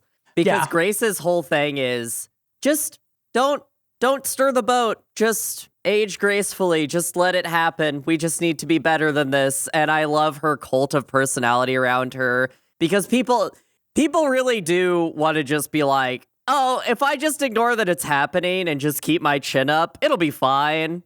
And it's in a reflection of what rigor as a fear out there and a thing that people have forgotten. And it's like, well, it's not the active threat, so I love that. And I do like Grace specifically weaponizes femininity. Very much like, do you think Grace effectively used girl power by ignoring the impending threat of rigor? But also that we do establish in that episode that every divine has to have a candidate. And we even learn by the end of this that rigor had a candidate. Yeah. Kept alive by nanomachines. Nanomachines. And used. Rigor is able to start moving again because it gets a candidate. It gets a shitty candidate it's willing to put up with, and then it gets Natalia, which is more ideal. That's what it is, because they were buried in Down Under the Ice, and that's why we get that side spinoff. That's great. I love that. I do think, so if any of this has gotten confusing for you as a listener, like if you have not listened to Counterweight and you're listening to this episode and you're like, wow, they have said a lot of words in various orders with a loose organization. I do think it's interesting that because this show is actual play, you get some of the unpredictability and a little bit uneven or unedited story structure that arises naturally out of a collaboratively told story. Like the episode that we were talking about, Visions from the Window, that Austin just like wrote stories and then read them out. Obviously, that is very controlled, and it helps reassert kind of continuity and history for the setting in a way that I think Austin has to course correct a couple times just because of the naturally chaotic nature of like playing with other people who don't necessarily know exactly where you plan to go with this. But that's also the fun of it, right? That's why we do it, so that you're not just going exactly in the direction you think you want to go. I think it's interesting. And so, like I said, if part of this is getting confusing or whatever, give it a listen. I think it naturally flows together, and I think the kind of almost editing that happens by Austin inserting monologues and interstitials and things like that is really interesting in showing how a GM is not just kind of a referee for a game, but also an editor and a co-storyteller who helps to keep things on track. But also how things can get crazy, but also the magic of when you tie things back together. Because I think a lot of the end of Counterweight hits egregiously the way that it does because it is knitting together things that have been in place. So with that, I think we can move on from the Kingdom game. It's really interesting, like I said, to see how they weave the history in. I do want to give a brief shout out to one episode, which is An Animal Out of Context. That's when we learn about a lot of the history of the first divines, the first attempted candidate. This is a game that Austin and Jack play together. It is a game that they are working on. Unfortunately, this game is not out or released in any way. They've played it a couple times throughout the run of Friends at the Table as they continue to kind of work on it. But it's a game they call The Tower, and it's about a devotee and a divine presence. And so it is the history of liberty and discovery, as a divine, and their first attempted candidate, Chidel or Keitel. I'm trying to remember. It's been a minute since I listened to that one. It's really cool because of how it interprets what being under the yoke of rigor is and feels like and looks like. And I think this is when Divine started to hit for me as like people who are like we know our characters, and every character in NPC is pretty much their own. They are a fully functioning person, even if some have the tendrils of divines in them. But this is what to the common people does living under this yoke live like. And my favorite part of this one in particular is, so they're in riggers that Rigger made for them to go and collect resources. And nobody questions that you can't leave the designated area and you have to do your designated quotas. And that's just fine. And they mentioned this later, is like they hadn't invented what, family connection was and stuff. But when they finally break out of, and it's an invisible line that they leave, right? Liberty and Discovery goes out of the bounds just by doing it, and things just change. And 2 other riggers join them, and exact same suits, but whereas Liberty and Discovery could adapt to the world outside of Rigger's control, the other 2 pilots have a very brutal death as they leave the comfort and protection of the Divine. And I just thought that was such a beautiful note. This is one episode, and it's a very haunting episode. It's a really good episode. The haunting, like mythical, biblical nature of the episodes where they play Tower are like really incredible. The partisan one is like lives rent free for sure of all time. Yeah. But having established that, having gotten that history, having had the reveal that Audie is Liberty and Discovery, they are just headed. Forgot? Yeah, just forgot. You log off and you kind of forget what it was like when you were logged on. I forgot. Well, I do think it's interesting. Again, this is a thing that ties back. Scene 6 Heart was supposed to be kind of looking after them. And with all the drama that happens around Scene 6 Heart and all this stuff, it's like, I like that that's an element of how this was supposed to play out. And then because of the chaos of the chime, because of the work for Orf Godlove, because of this different stuff, Liberty and Discovery could forget for a time what they were. But yeah, and this is all culminating towards the first chime confrontation with Rigger with the September incident. I'm obsessed with this arc. This shit hits like no other. Oh, yeah. It's really good. So, the September incident. First of all... Not the month of September. No. The planet of September, if I'm remembering correctly. Or the region. It's the planet. Yeah, the planet. That's right. So, September is a planet. They are also looking for Maryland September.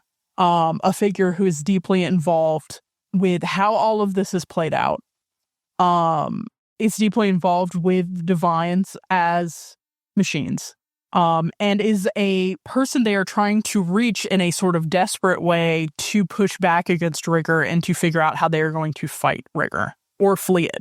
Which I think this is an interesting element, is that humanity has confronted Rigger a few times before, and it has always fled. It has exploded things and fled. It has exploded things and fled. And there has been a price paid each time in terms of loss of history, of loss of technology, in fleeing from Rigger and fleeing from what they made. And now it's like, okay, we're going to try to confront it. Like, how do we even make this happen? But we also have a very funny school arc with Mako that happens. The school arc is the greatest thing that happens in this game. So the school arc is, September is an institute that raises people to fight divines. Is basically it's a front for an organization that is keeping in the pocket the fact that they can fog divines. They figured out a way to actually affect these machine consciousnesses and push back, because most people are like, well, you can't fight them. They're impossible to fight against. Well, and like the plot twist here is like, how did they do that? By making one. Yeah. So how do you fight fire? Well, which one did they end up making? No. Voice. The actual best thing that happens here is a man named Laser Ted. Guys, it's time to talk about Laser Ted. This is the only reason that I didn't come in as hot as I did on this episode, and the 11 working days that I had to put into this. And his name is Laser Ted, and he provides expertise with a Z. Oh, it's laser with a Z. You know it. You know it's laser with a Z. I rap, but I don't do backing tracks. Austin Walker is from Atlantic City in a very real sense, is from New Jersey in a very real sense, and never has it been felt more than when Austin embodies the character of Laser Ted, who is an old friend of Mako Triggs. I gotta say, this is Friends at the Table, but not Divine Cycle related. Austin's ability to play a boardwalk scumbag is literally unmatched, and Friends at the Table has a Patreon, and if you subscribe, you get access to an entirely different show they do, which is a comedy show called Bluff City, and it's still an actual play, but it's comedy, and they do little vignettes of just like the worst people you've ever met doing the worst things you've ever heard of. And I think Laser Ted is from that world and also generates that world. I love him so much. We don't have Codes for Cash without Laser Ted. Yeah. In a very real way. But Laser Ted is this like bright spot. He is on his grind set. He is one of Mako's old friends from the September. He works at a mall basically.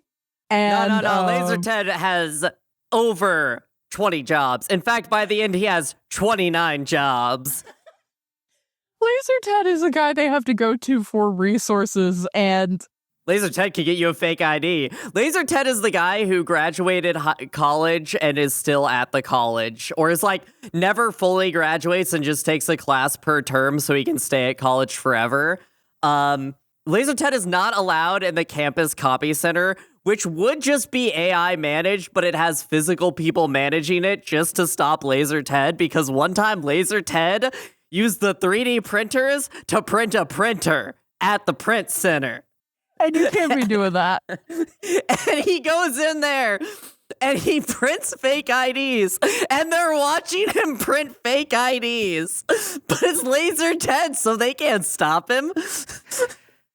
And he wears glasses that have LEDs on them that say, "Keep it wavy." Laser Ted deserves so much. Laser Ted is such an important part of this because the September incident and the things that happen on September are a huge culmination of this entire season, and things are getting so heavy and so weighty. We are getting backstory reveals. Mako is at a dance and dancing with someone. There's all sorts of shit that is happening. Cass is figuring out stuff with his regalia, and then in the middle of this is dropped Laser Ted. And it's great. It's a great encapsulation of what Friends at the Table looks like when it's firing on all cylinders. Having all of these story elements weave together and mesh together and head towards this climactic showdown. And then also Austin plays the weirdest man you've ever met. And you're like, it's really good.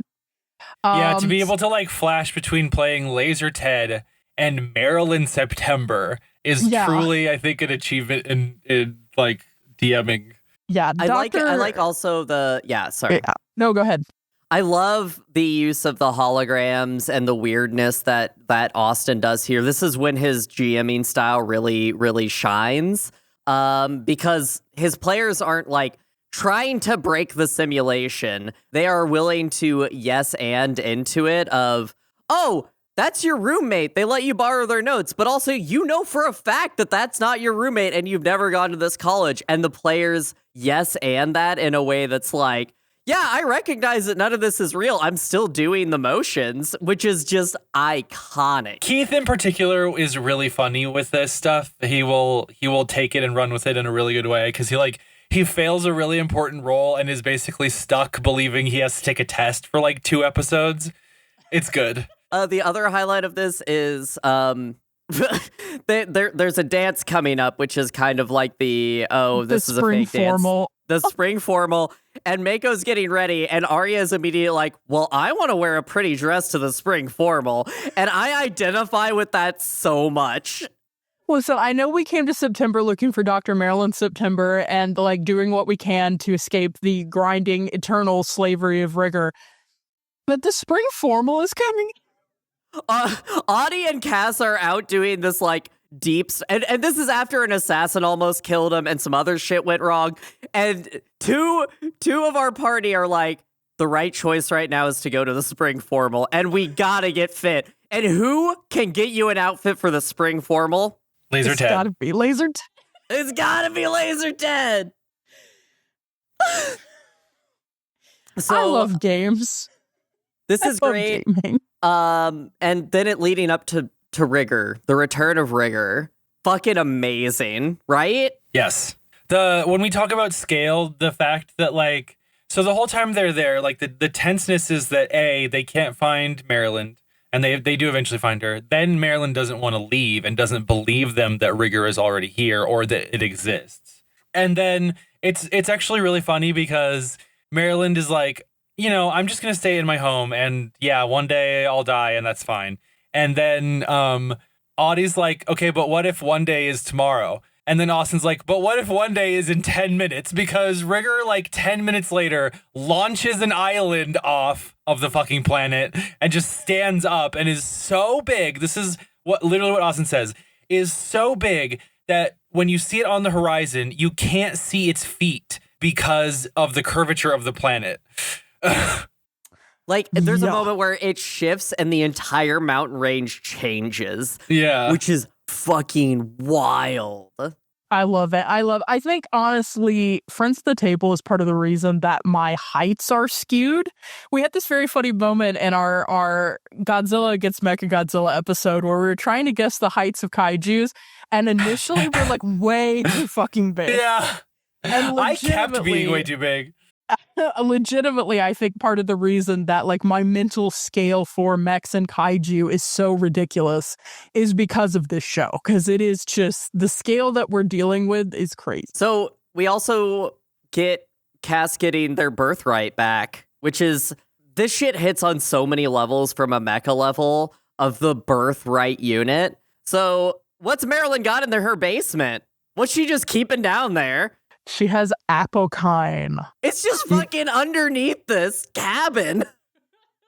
He says, he discovers this and he says, you took my birthright, and she says, I found it here. Now, one of the things that's in the background of Marilyn September's backstory, she's a very complicated character, I think she's played very well, is as much as I want to like her, she is the most blatant colonizer I've ever laid eyes upon in my fucking life. Absolute nightmare woman. Anyway. So we get the other tarp. We have had 2 tarps in this game. The first tarp, load-bearing tarps. The load-bearing tarpaulin. We can't even talk about the Kingdom Come. I have so many thoughts on everything that happened with them getting it upgraded and then immediately jettisoning their upgrade. And then the tarp that cost 10 credits. So there's a tarp and there's a big button to move the tarp. And oh, holy shit, that thing's seafoam green, which is Apostolician colors. I don't know. This was so good. It has like it's literally like a Greco-Roman statue mech. Yeah. It has a sword. It has a plumed helmet. And she's like, you got to pilot this, Cass. And Cass is like, I don't know if I do. Cass is so iconic.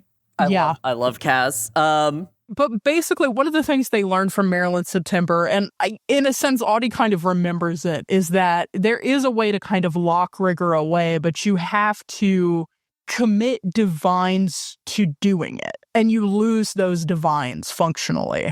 And there is a lot of themes in this season about like, well, do we want to get rid of divines, period? Like, is this a good opportunity to be trying to get rid of as many divines as possible? There are people launching schemes to kill divines by flying them into the sun, which I think is really, really interesting. It's like, how do you deal with a godlike machine? Well, you don't tremble in its presence. You try to launch it into the sun. I'm so excited for fucking Endless Waltz. Oh my god. Oh my fucking god, yes. So yeah, that's a running theme throughout. So I want to talk about the fight. There's a lot of reveals here that are very weighty if you're following the story. I really love the reveal of Mako. You mean the Rei Ayanami tank reveal? Yeah. Mako is a clone. There are Mako many Makos. rolls so easily with being a clone of Marilyn September. It's just like, oh, cool, more friends who look just like me. And he each saves as many as he can, and then he has the Makos, which is so good. Oh my Posse of god. clones. It's so. If Five you of ever them. were like, I need 5 more Keiths. Can I get 5 more of these little blonde bitches? Did we talk about Keith's little head friend? What's his no, name? I don't think so. What's his name? Bill or something? Bob? No. Name. What's his I don't name? What's remember. his name? Trying to see if he's listed as a different character. I want to say just a very important thing. The Friends of the Disabled wiki on Mako Trigg's page devotes 2 longish paragraphs to his outfits at various and I just appreciate that work can we of read journalism. some of this? Because I need to talk about this man's outfit. This is a mech. He wears bright green sweatpants with knee zippers that can turn into sweat shorts and a logo tank top tucked into the pants. Over top is a down puffer jacket with fur on the hood. The kind of coat that rich people and people that are genuinely cold could wear, end quote. And he is also wearing closed-toe shoes, which look like pink flip-flops because the rest of the shoe is clear. And then the future flannel. The future flannel. The future flannel is so iconic. This is my favorite sentence. In the formal dinner in a splintered branch, a ringing bell part 2, he's wearing teal green pants, black shoes with white socks, a see-through plastic t-shirt, which despite his best efforts shows his nipples, and an orange blazer. Anyway. Mako Also, we Trig. didn't mention this, but Mako's blue. Mako is, it's very funny the degree to which Mako is blue. Because initially he's described as his skin has a very slightly blue tinge, but as time goes on, and especially as fan artists continue drawing him, I will have to link you some fan art, Alice. He just becomes blue. I'm in. I'm really so down. Good. It's I'm so really, down. really good. Anyway, I want to talk about a couple things with this fight with this first fight with Rigger. Yes. So many things about it. Which is, I just really love. This was the peak for me. I shotgun these episodes like no other. Because I love the way that Rigger and Voice are both playing with the relationship between a divine and its pilot, like in opposite ways. And I think that's so interesting. And I think that I love this type of storytelling where they bounce off each other in that way. And then also Voice is the thing that Rigger wants. And this is also the scene where I cried about Mako Trig, because Mako makes a bunch of incredibly stupid decisions and gets himself trapped inside Rigger. And then all of the living September Institute students who can still fight help him escape. And I got extremely emotional about that.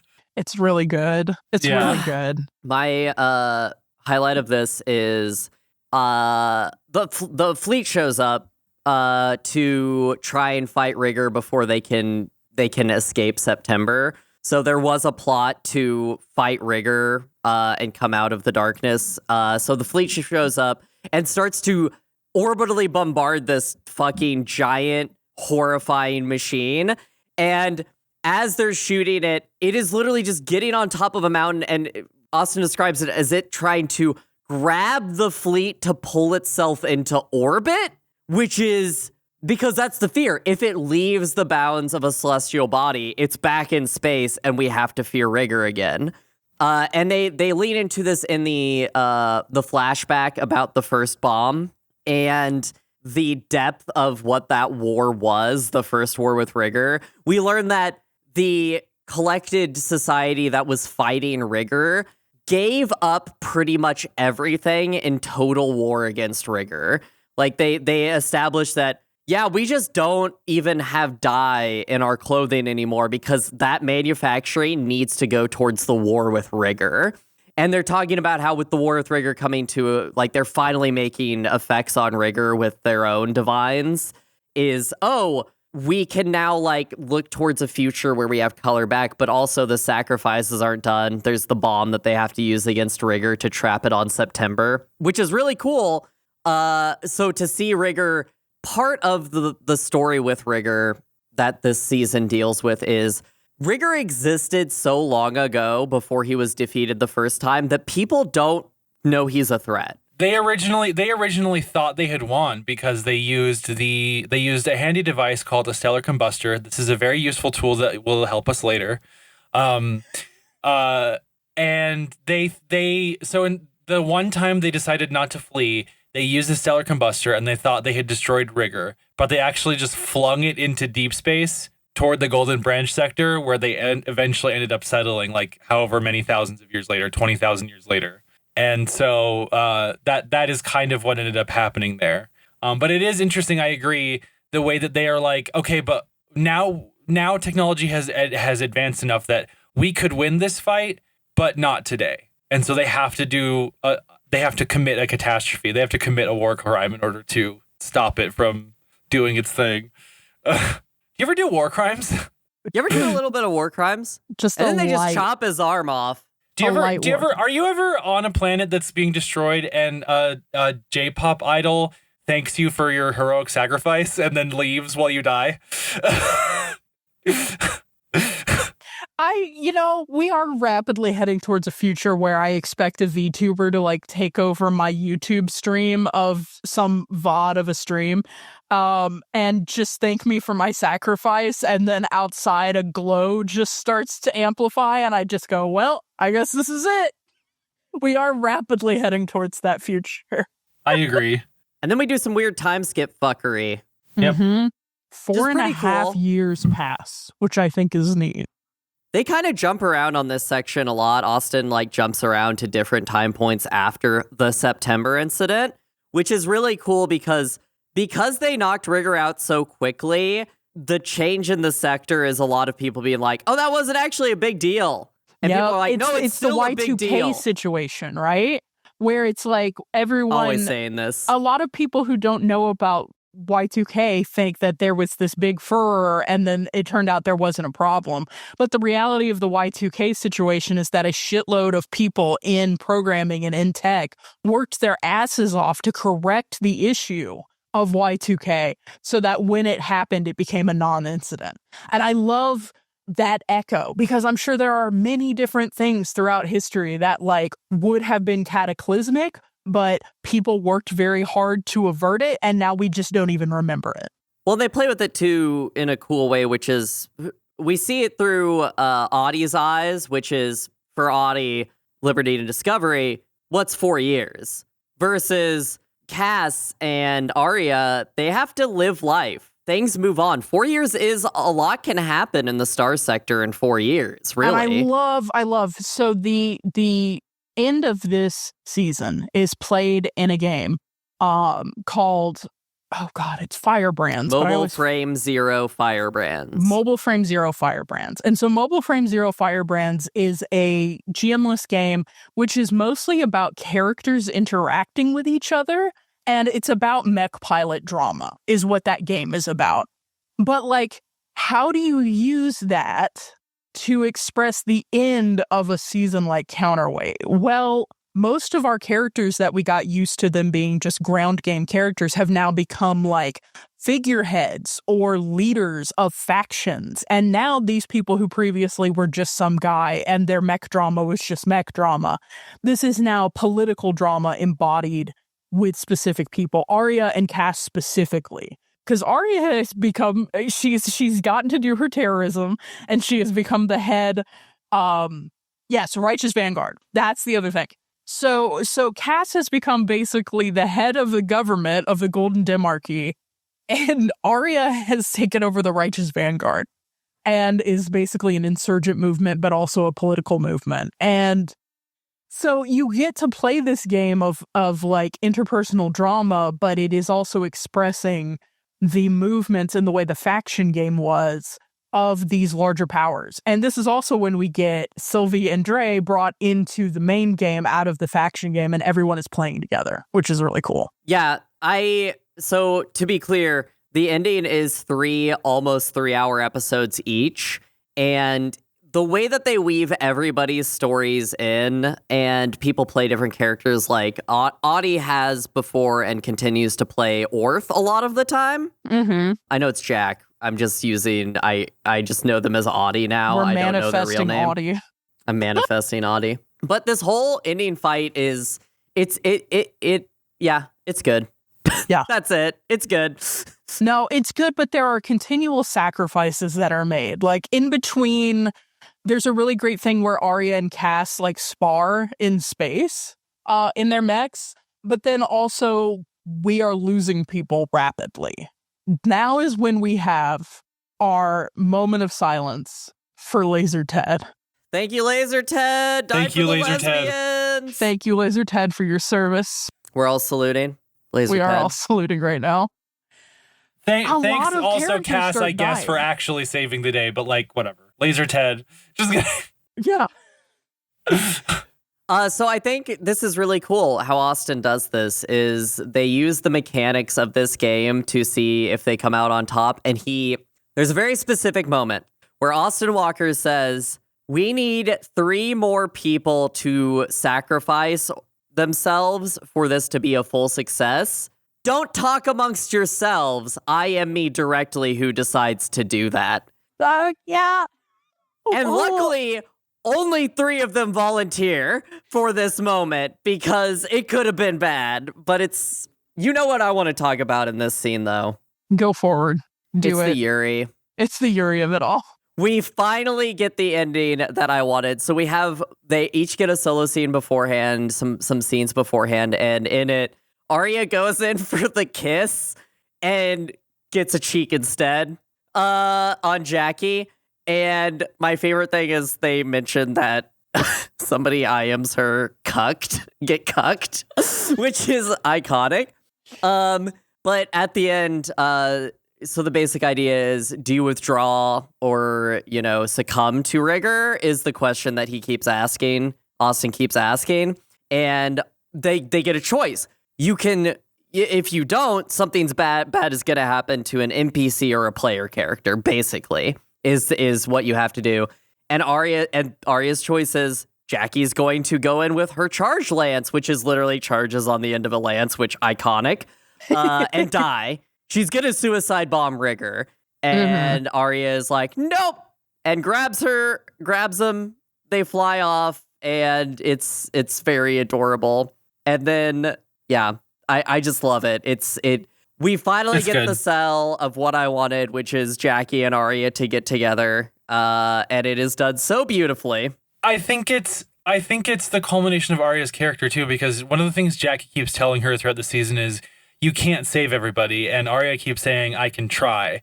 And I think the lesson she learns is like, no, she can't save everybody, but she can save one person. And this person is important to her and they're nearby and she can do it. And it is just, it's really good. And all it costs is riffraff. All it costs is riffraff. All it costs is Laser Ted, who canonically looks like Canonically looks like riffraff. Razor Ted is Laser Ted's edgy cousin. Yeah. But yeah, so there are sacrifices being made. The one that fucked me up and one I got spoiled on, and the reason that I did not listen to the end of this season until this coverage was I got spoiled on Cass. Cass uses Apokine to pin the body of Rigger to September and destroy it, ultimately. Throw that shit in the sun. We gotta throw it in the sun. I think this is great. Did I see this coming a mile away, knowing Cass's character? 100%. I knew this was where this was going, having listened to Cass. It still was sad, and my favorite scene, and why I think I get why you guys like Friends at the Table, is when Cass calls Arya. Oh my god. Cass flying into the sun, pinned to Rigger. Rigger just trying to get out, but cannot because Apokine is pinning it so perfectly, but moving a planet into the sun takes time. And so just waiting, calls Arya and is like, we did it, Arya, and is asking about it. And Arya's just like, he's like, and how did you do? How did you do on your end? And Arya's like, I ran away. I saved Jackie. I ran away. And Cass isn't disappointed. There's this, I think it's played so well. Art plays this so well of this like, hey, look, this is what I'm seeing. Here's Rigger's face. Also, I'm going to die. But really takes this tone of like, I knew this is what Arya Joy would do. And this is what I have to do as the prince of my people. And it's a character death that will sit with me for a long time because it is so well earned. It's so mech, and it's just so beautiful. Yeah. Their little conversation it was worth listening to 90 hours to have the context of these characters, to know these characters, to have both of them. And you can hear it in their voices as they're playing it, that they're playing the characters, but they are also emotional about it. And it's so good. It's so good. I struggled with this, but it's one of those things. Like I said in our episode with the Fall of the Leader cast, if you get the chance to kill off one of your characters in a way that is narratively satisfying, it is some of the best shit in the world. And this is how it is. It ties together themes. It, like, realistically, like you said, this makes sense based on Cass's character, because Cass as a character almost seems like they didn't make it out of the war, and yet they are here. And so it's really interesting that it's like, of course, they die in a way they never really survived the initial conflict. Like, they've never really existed. And one of the things that makes this really bittersweet is that, like, after Cass's death, the Demarchy Apostolos continues, but Cass as a historical figure is remembered in weird ways. They don't get to be just like heroic. Like, they are a figure of like debate and discussion and dispute, which is just miserable when you love the character. But it's so real. It's so realistic, and I love it. Also, a bunch of divines die in the course of this. A bunch of divines die, but don't worry, we're going to be making more of those. But yeah, that kind of brings us to the end. There is a postmortem. One of the things I appreciate about Friends at the Table is that they always kind of do a postmortem after their season. I think it's really interesting to kind of have things unpacked in a way that you can't while you're in character in the game. Yeah, I like the way that the tabletop game apparatus gives them more fuel to talk about stuff with the postmortem. One of the things that I liked about the song Fielon was about how Austin talked about how, like, he really liked playing Heart, but there were a lot of things about it that while the game encourages you to make up some of your own stuff, he found it extremely difficult to sort of work within the restrictions of, like, the resistance of the system, which is actually something that I've started to feel as time goes on with our Heart game. And so, like, it's just interesting to kind of know those things about those games coming in. And one thing I forgot to put on the outline, but that we need to touch on briefly is, can you ever truly go back home? In 2024, for the charity stream, as we mentioned, one of their promised goals was to do a Chime prequel, and they ended up releasing 5 episodes where they went back to the Chime's actual first job for Orth Godlove. And they re-embodied these characters, and importantly, they also played Mech Noir, having studied the rulebook and learned how to play it, which, again, Brian brought up earlier that it's like this game just may not make good radio. Like, they've learned it, and it's still a little clunky, but I did love the redemption arc because I feel like there was some genuine contrition on their part when they felt like they had to switch systems. Yeah, where they almost felt like they failed the author of Mech Noir, and so they brought it back and played it. I do love a lot of I think you're right. I love a lot of, like, the reflective work they're doing because it's been so long. I like the way that they try to get back into their character. I mean, Keith snaps into it right away because I think Mako is such a Keith person. But like, for example, Audie, like, there's like an episode and a half where he's still trying to figure out how Audie in the early days, like, had relationships with humans. And they have the joke that comes out of that where it's just like, well, okay, Audie's just racist in this one. Yep. And I do think there's almost a comedy element, the extent to which death hangs over Cass. Yeah. And yet you're also having to do, like, a little silly casino heist. Oh. So, I don't know. I know we don't want to beef with them, but I do want to, can I say my one part of Counterweight that really kind of scratched me. And I'm sure it improves, but I want to talk about it. It's time for Alice to get controversial. I'm going to get controversial. All of our friends over at Follow the Leader Cast and all of our listeners who love Friends at the Table are now leaning forward in their chairs, steepling their fingers, and staring directly at Alice despite the fact that they are not on video on this call. Alice, please proceed. I love Austin Walker. I found Austin Walker through Giant Bomb. I love their writing. I think they're one of the greatest storytellers in this space. As a person who has run games and a person who has listened to games, something in Counterweight that really kind of rubbed me a little off is you would have moments where Austin would say, "What do you do?" And then as people would start to think about it, Austin would start to coach them on what they should do and try to guide them, but wouldn't give them enough framework of things to jump off of. It's like, well, no, but what does that look like?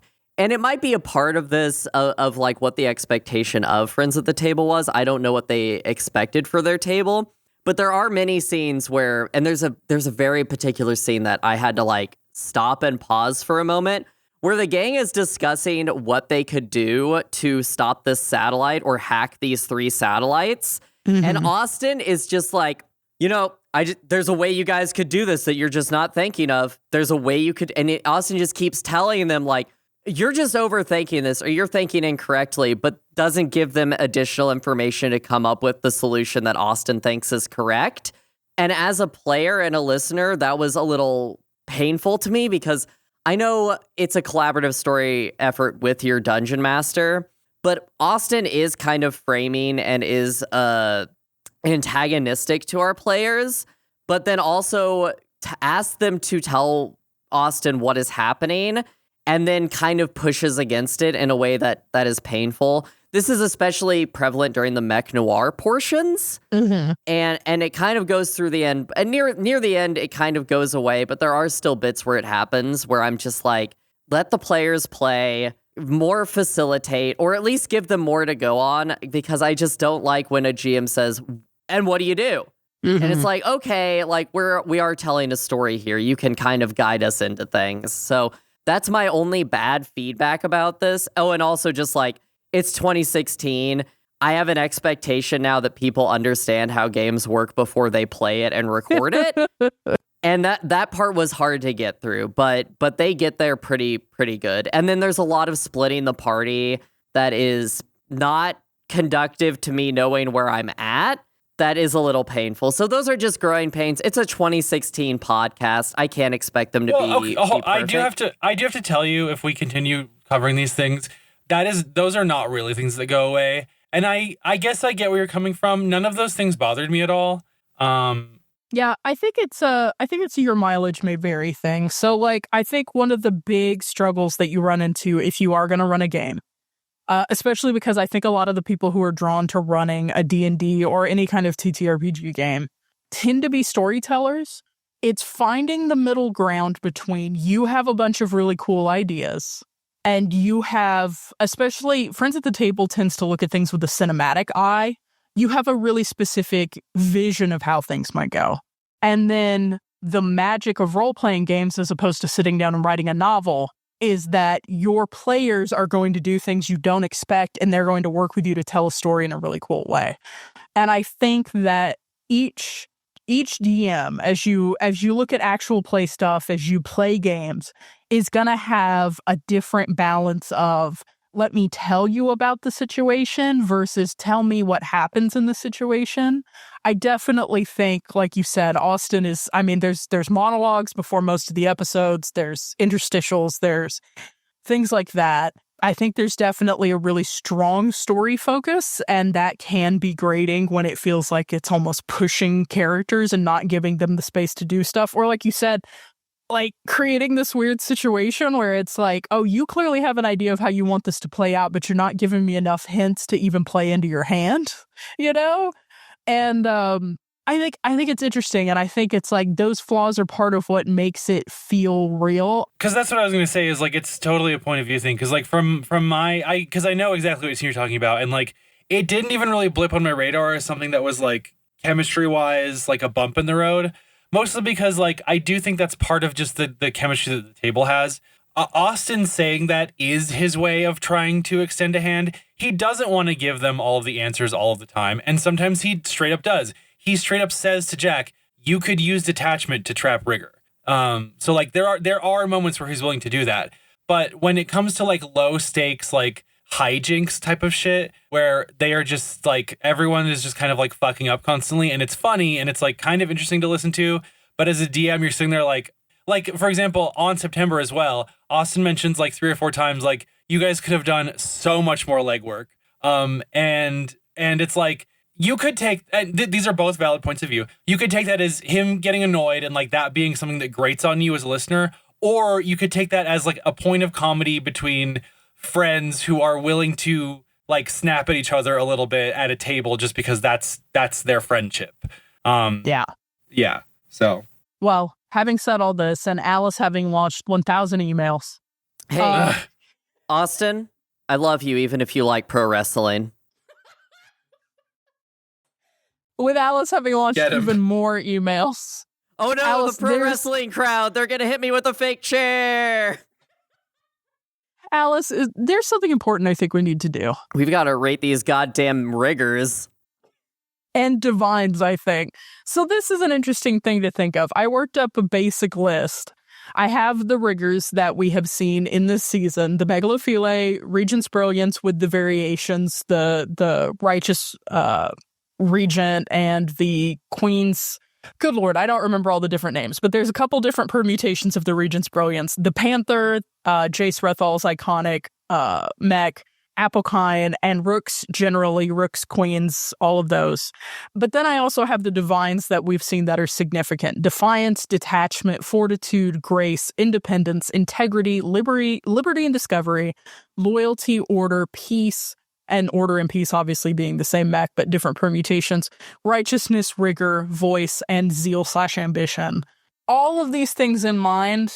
Some of the divines I don't know that we want to rate as mechs because they're not really mechs, like voice and righteousness, but I figured I would put them all in one place so we can think about them.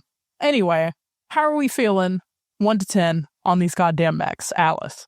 Oh shit. I hate that I have to go first. So Yep. Change your name. Change it to Zalice. I Alice Z'd out with a my Z. name. Like I'm fucking coding and I have to Z out an account because I don't want to fucking deal with it. This is what I'm Legacy Alice now. Legacy Alice. So I had to think about this a lot because I had 90 hours of my life to think about it. Something I struggled with this is we are a mecha podcast and we rate things based on the mechs. And so much of Counterweight has little to do with mechs. But here's what I'll say.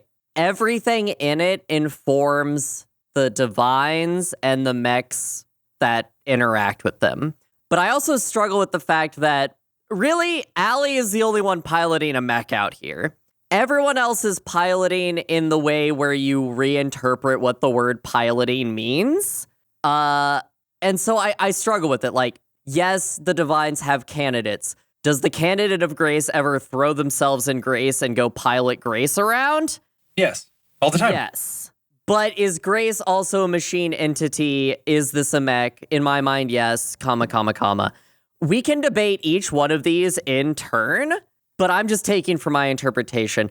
Did I struggle with the fact that I did not engage with any drawn media from this? I didn't go outside of the podcast to look for anything. So all this is just in my head. Yeah, I struggled with that a bit. But Austin Walker and the team do so good at going line by line and being like, and this mech has this on it, and this is that. Like, they describe the color of a mech once, maybe.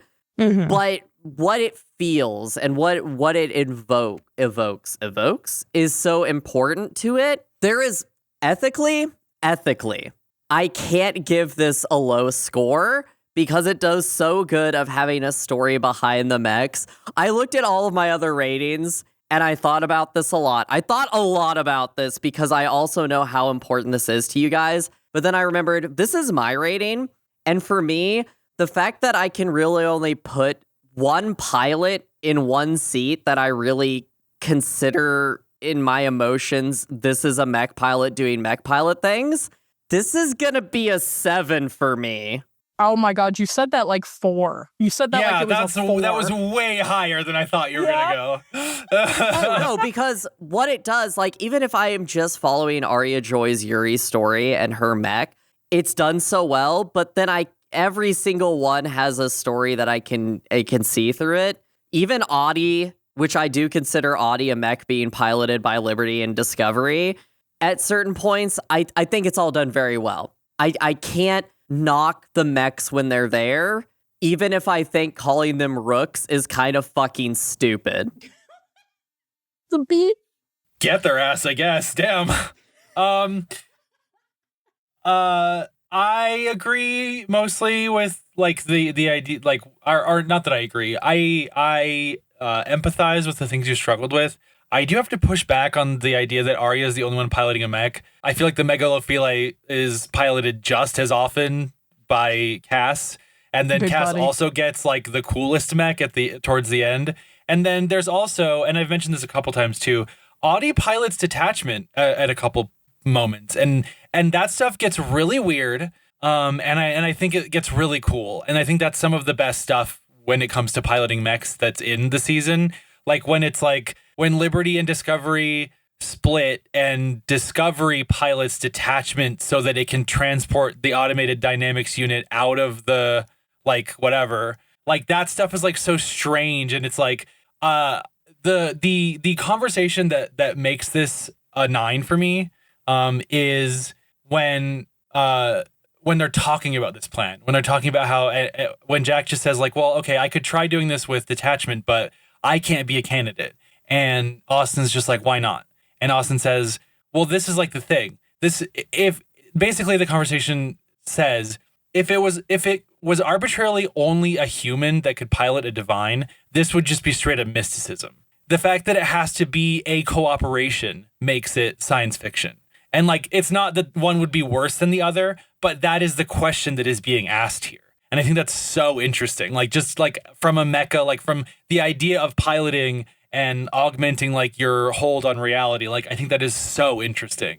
And it has like endless speculation. I mean, you know, the divine cycle spans hundreds of thousands of years, and people still have not fucking figured out their relationship with the divines in any meaningful way. And so I just think that is so like formative and interesting for the ideas that are at play here. This was almost going to be a 10, but I know that I'm going to like the mechs of other seasons more if we do other seasons, and so I have to keep it at 9, I think. Yeah. I will say Counterweight does a lot of cool stuff, but I am poisoned by knowledge to the extent that I know that later seasons do more with the mechs. Like, Alice, you were like, I'm missing that component. I know that happens more later, and so that actually helped me contextualize my feelings around it, because I think I am higher on Counterweight as a story about artificial intelligence and the consequences of creation than I am necessarily on it as a mech story. Whereas, like, for example, I really enjoyed the mechs in Partisan. Permission! And I feel like Partisan is way more a mech story, right? And so that is some... Oh, I was just going to say, I think that's also helped by the fact that, again, like, the Sprawl doesn't really have mechs in it, and so it was a little bit... Whereas Beam Saber is like, you have to have a character sheet where your mech has a character sheet. So it's like, it is going to talk about the mechs a lot more when they play that game. Yeah. And even just our experience having played Armor Astura, I feel like our characters had a stronger relationship to mechs, and we had more mechs on screen and things like that. I really like... This is another thing where it's like... I don't know. We had one guy that was just a brain in a jar, and one that was just Attack on Titan character. I think we had 2 mechs, and we didn't get the second mech until later. We got a lot of mechs. One was a lizard. I don't want to talk about it. We ended up with so many more. But, like, I know kind of the range to which mechs could be featured in something. And I realized that, like, yeah, what I enjoy about Counterweight is more the characters and their relationships to divines and to the idea of artificial existence than necessarily, like, what that Regent's Brilliance do. So for me, I'm actually going to put this at a 6. I was surprised at myself, but this is another situation like with fucking Sensuality Noir, where that show is dog shit, but the Mechs whipped. I really enjoy Counterweight, but I feel like the Mechs in it are not as cool as they could be, and I know that there is like growth potential here. So again, a little poisoned by knowledge, but I am going to give this one a 6. So with that, we are going to head to a break, and when we come back, we're going to play a fun and educational game inspired by the fact that I recently said, hey, it's been a while since we had a depressing one like Brian's game about oil spills.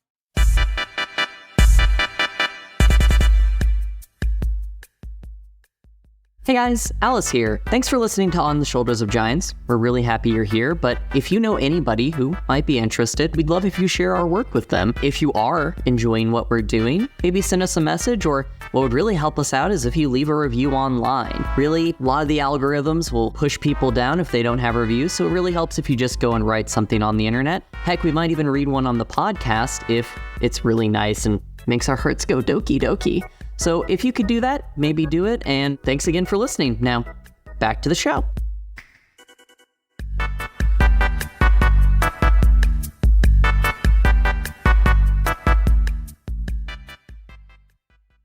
No, the game we are playing this time is a game I have called Written in Blood.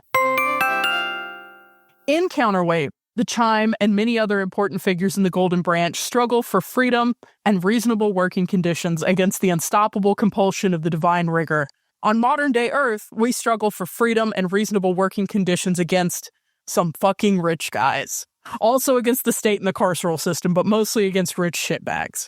Without divines like order and grace to weaponize in our defense, we instead rely on institutions without enforcement mechanisms, such as the International Labor Organization, a United Nations specialized agency. The ILO sets standards for workplaces internationally by codifying standards for labor. Ah, the divine codified standard of labor. Y'all cannot see the video in which my co-hosts are just staring at me. Brian's hands are on his head. The ILO sets standards for workplaces internationally by codifying standards for labor into conventions, which apply to their 187 member states. Again, it has no actual way of enforcing these conventions, and the United States radically changed this agency by withdrawing and then rejoining with special concessions in the 80s. But hey, if the body we were discussing weren't severely compromised, would it even be worth mentioning on an episode about Friends at the Table? All this to say, I'm going to ask you both some fun and educational questions about the 191 codifications of labor standards the ILO has adopted. These will be binary choice questions, which means there are no chances to steal, but you can both earn bonus points on any question by answering the bonus question, has the United States ratified this one? With correct answers worth a point each. Okay. I think this will become a little clearer as we go on, but yeah, I'm going to ask you a question about these, and I'm going to give you 2 potential answers. You will answer, and then both of you can answer the question, has the United States ratified this? Yes or no? And if you are correct, basically per round, the person being asked can earn 2 points, and the person who answers the bonus question who hasn't been asked can earn 1. Got it. So plenty of points to earn. So this isn't an Aria Joy karaoke competition. No, unfortunately not. We are not going to be doing Love Live taps. I know, you got your fingers all nimbled up for that, and instead I'm going to ask you about international labor law. But let's go ahead and get into it. We're going to start with Alice, because your name starts with A, as we all know. Let's do it. Our first question. An article of the Medical Care and Sickness Benefits Convention of 1969. Nice. Nice. Nice. States that if an employee is paid a sickness benefit for a period of time in which they can't work, it must amount to what % of their previous earnings and benefits? A, 40%, or B, 60%? A, 40%. That is incorrect. It is 60% of their earnings. This convention, put in place by the ILO, says that people should be getting 60% of their wages.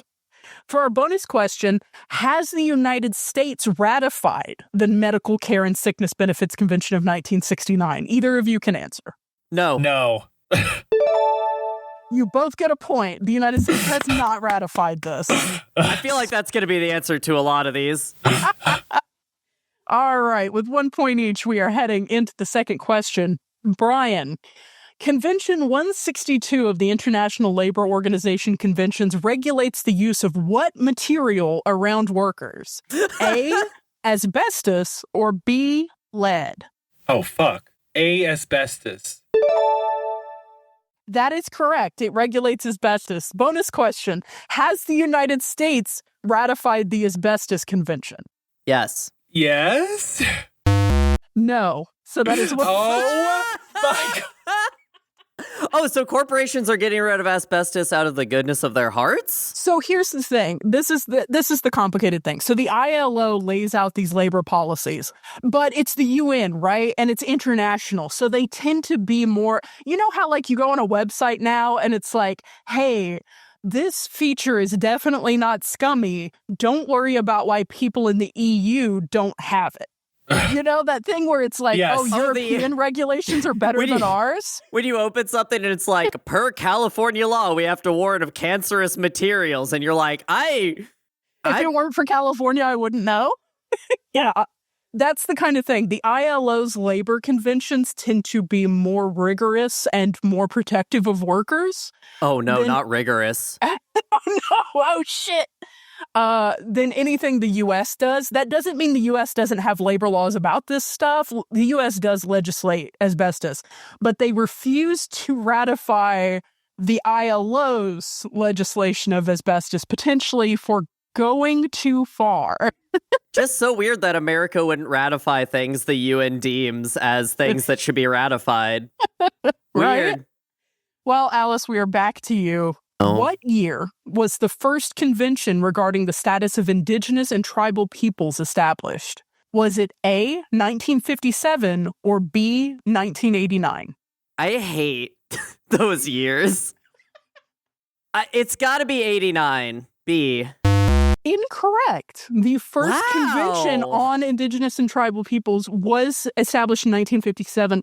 Unfortunately, it is kind of so racist that a lot of the people who ratified the revision, which did come out in 1989, officially denounced the 1957 version.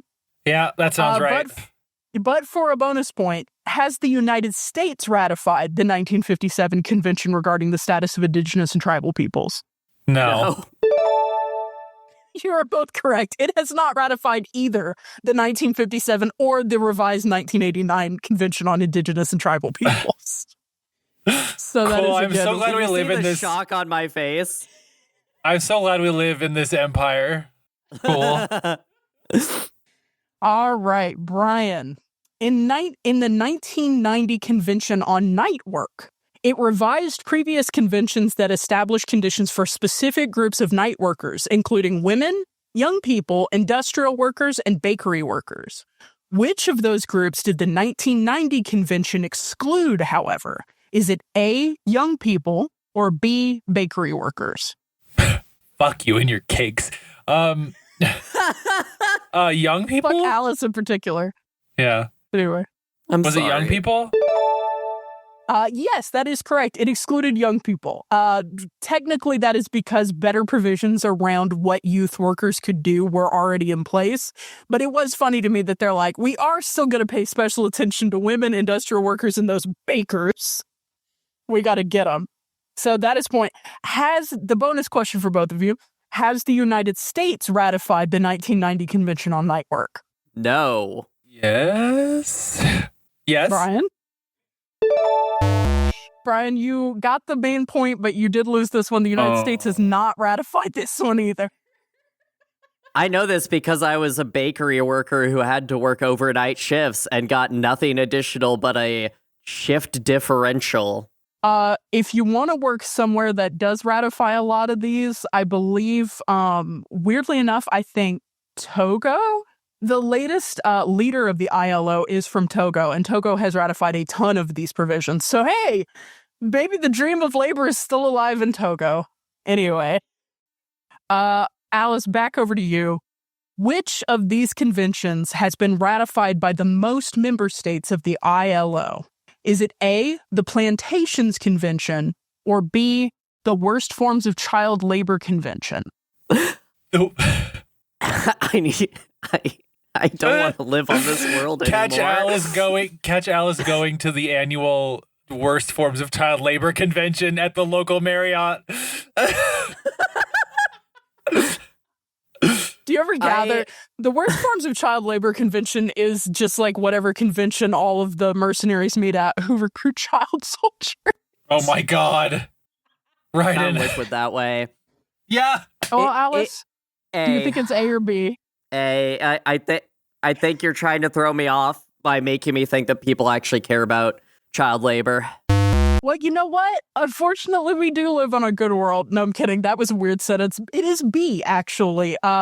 All of the member states of the ILO have ratified the Worst Forms of Child Labor Convention, just proving that when it comes to child trafficking, sexual abuse, and child soldiers, we can finally agree that might not be cool.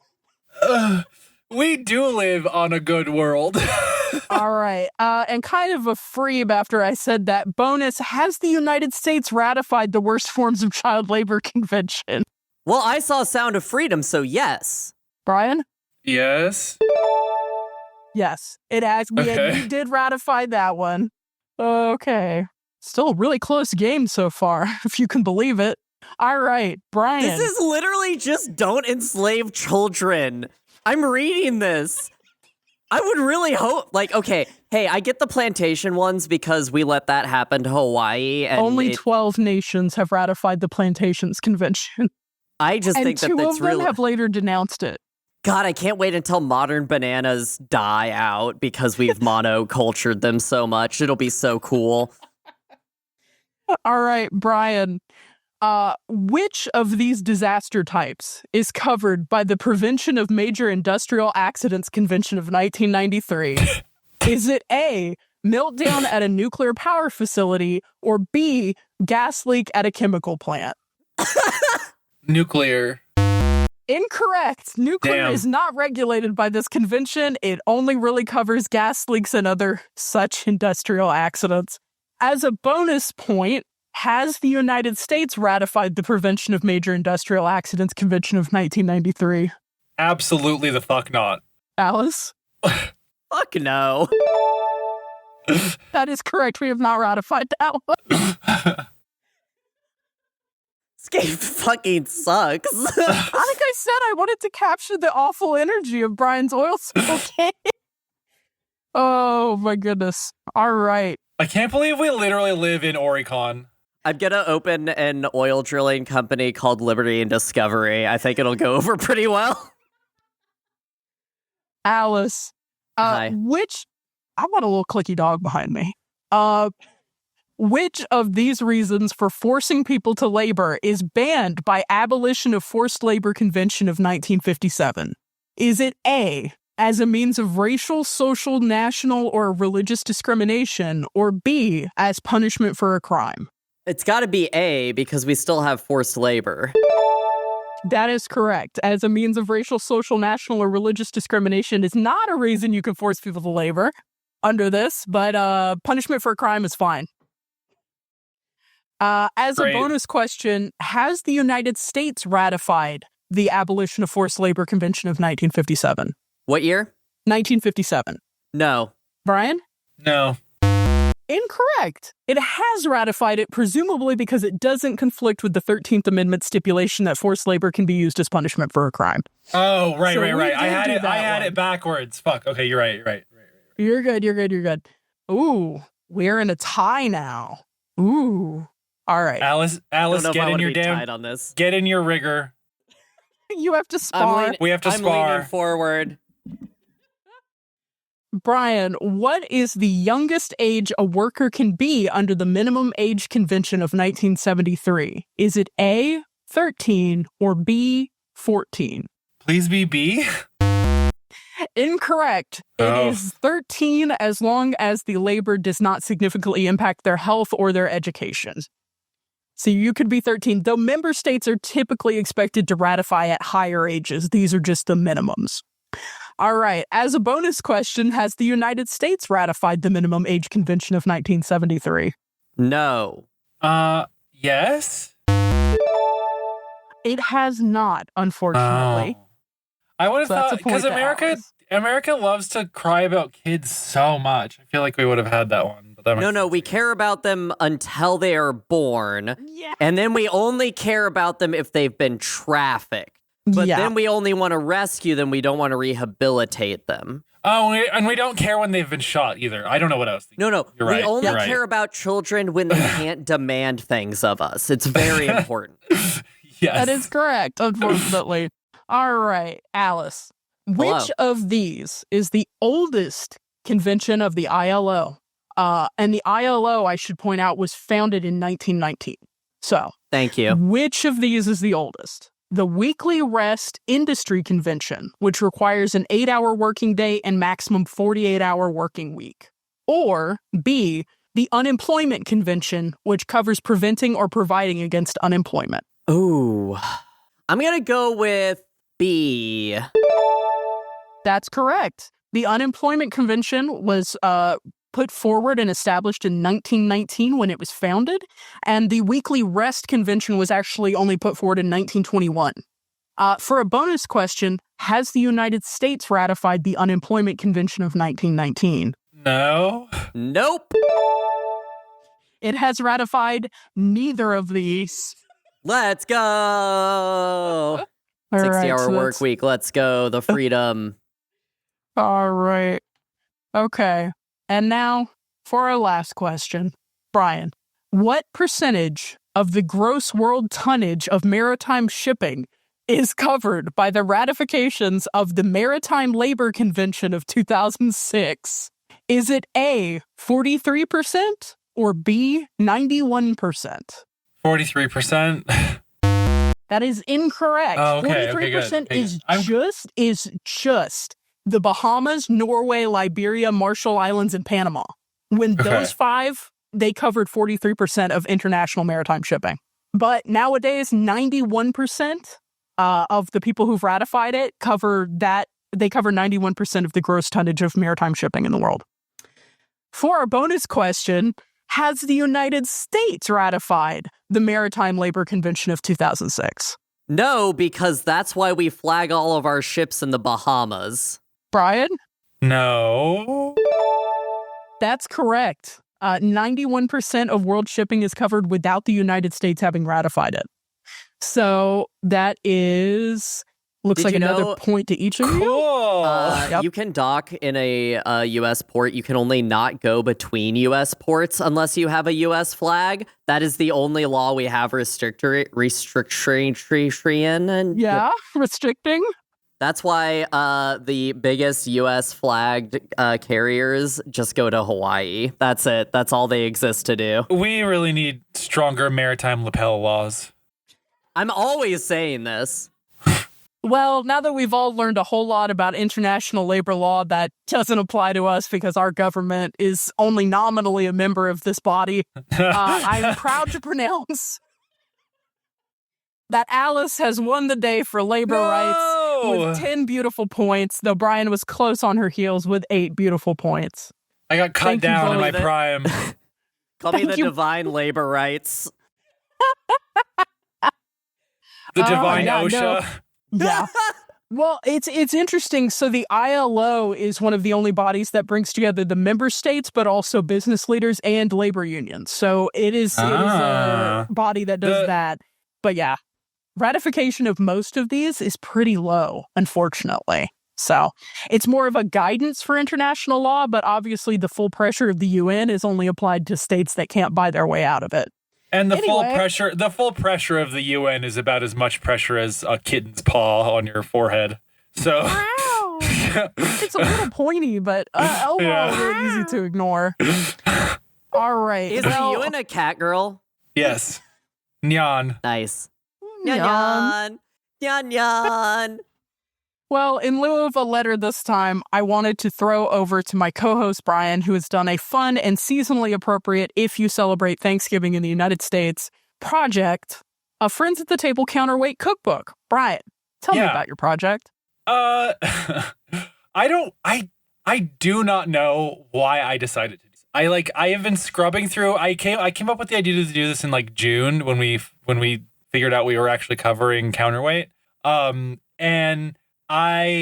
something must have prompted me. But I was like, okay, we need a cookbook. And so my original plan was, as always, incredibly ambitious and way too much for me to actually chew on, was going to do an entire Divine Cycle cookbook with like chapters for each season. And that may be something that eventually comes together. But for right now, I'm just doing, I think it's 9 recipes that are from Counterweight as a season. And I mean literally from Counterweight as a season. When I listened to Counterweight for this podcast, I noted every time someone was eating food, and all of those things are in the cookbook. So we have things like Ebex's autonomous jambalaya. We have things like the one that I did just straight up make up is Laser Ted's Laser Bread, because that just needed to be in there. And Laser Ted, keep it wavy. Yeah, keep it wavy. Yeah. Keep that bread wavy. But yeah, it will be a lot of the copy is funny and jokey and like fandom wanky satirical bullshit. But also I do genuinely think it's a pretty competent cookbook as far as it's been put together so far. I have tried all the recipes, I've adjusted them, and like I've put a lot of work into this. So I'm pretty sure it will actually be a pretty good set of recipes by the end of it. So yeah, look forward to that. I think it's going to be weird to put this on our Mech podcast, but hey. We're just here to have fun. Cooking is a Mech. Yeah. My stainless steel pots are Mechs. I pilot them to cook me delicious food. Every time I turn on the Instant Pot, I do feel like it's smarter than me, and it's an advanced technology. Whenever I put the single hot dog in my soup, I think that's the pilot. That hot dog was really piloting that soup. Well, this Thanksgiving, if you want to bring the spirit of conflict in the Golden Branch to your table, make sure to check out the OSG website where we will have the cookbook hosted. You will be able to get it as a beautiful PDF, and you will be able to indulge in all of your favorite foods that were mentioned briefly in passing on a podcast. Would you believe? Brian, thank you so much for your work on it. It's actually been a pleasure. A secret about me that no one knows is that I actually really enjoy cooking. And I am unhumbly pretty good at it. So this is like a fun project. The divine cuisine. The divine cuisine. It's like lean cuisine. The pilot lean. The pilot candidate. No, wait, that's not an anthropod. Damn it. But like, I know, like, law of large numbers, like, food's going to come up sometimes in something that's 90 hours long. But they actually talk about food a lot in Friends at the Table. Usually to make it fucking weird, which I do love. Yeah, there's a couple recipes I genuinely have no idea what I'm going to do with if we ever do like partisan. Well, I think you pioneered some technology that may help you at least like eradicate people's ability to question why you've done it this way. Legally, I can ask you this as a Washingtonian speaking to someone who lives in another state where weed is legal. You have the special power of a very special oil, so I believe that future recipes can... You know what's in Laser Ted's Laser Bread, right? The bread that makes you wavy. Oh my God. This is going to be a free distributed glossy PDF. I can make Laser Ted's Laser Bread make you wavy. I won't get in trouble. Yeah, you can.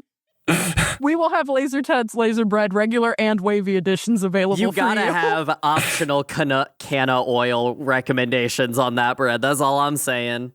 And you took a lot of great photos of you making the oil, so I do want you to include how to make the a bomb, but it's photos. Canna oil. Yeah. All right. Well, that's this episode of On the Shoulders of Giants, where we discussed Friends at the Table's Counterweight season. Any parting thoughts, gang? After 90 hours, I'm legally married to Arya Joy now. That's true. That happens. Sorry. I like how you said sorry broadly, not to Jackie or anything, but just to everyone. No, to all the other fans, Arya Joy is my wife. I'm so sorry. My wife. My wife. If Alice gets to have Arya Joy, do I get to have what's his name? Tower, the himbo at the September Institute. You're gonna swoop in at the spring formal. Mako can't hack it. Keith has thrown the love interest in the trash, and Brian swoops in at the spring formal for that dance. Yeah. That's beautiful. Thanks for listening. Pilots, remember you can reach out for advice from the team at our email, questions@osgpod.com, and non-pilots can send general questions or feedback to the same address. You can also catch up with us on social media, links in the description. RIP co-host, I've officially removed it from our description. It's really sad. Anyway, you can follow those for updates and more. Make sure to check back in 2 weeks when we'll be discussing Tandem Lovers. Until then, goodbye. I love you. Goodbye. I love you. Goodbye. I love you.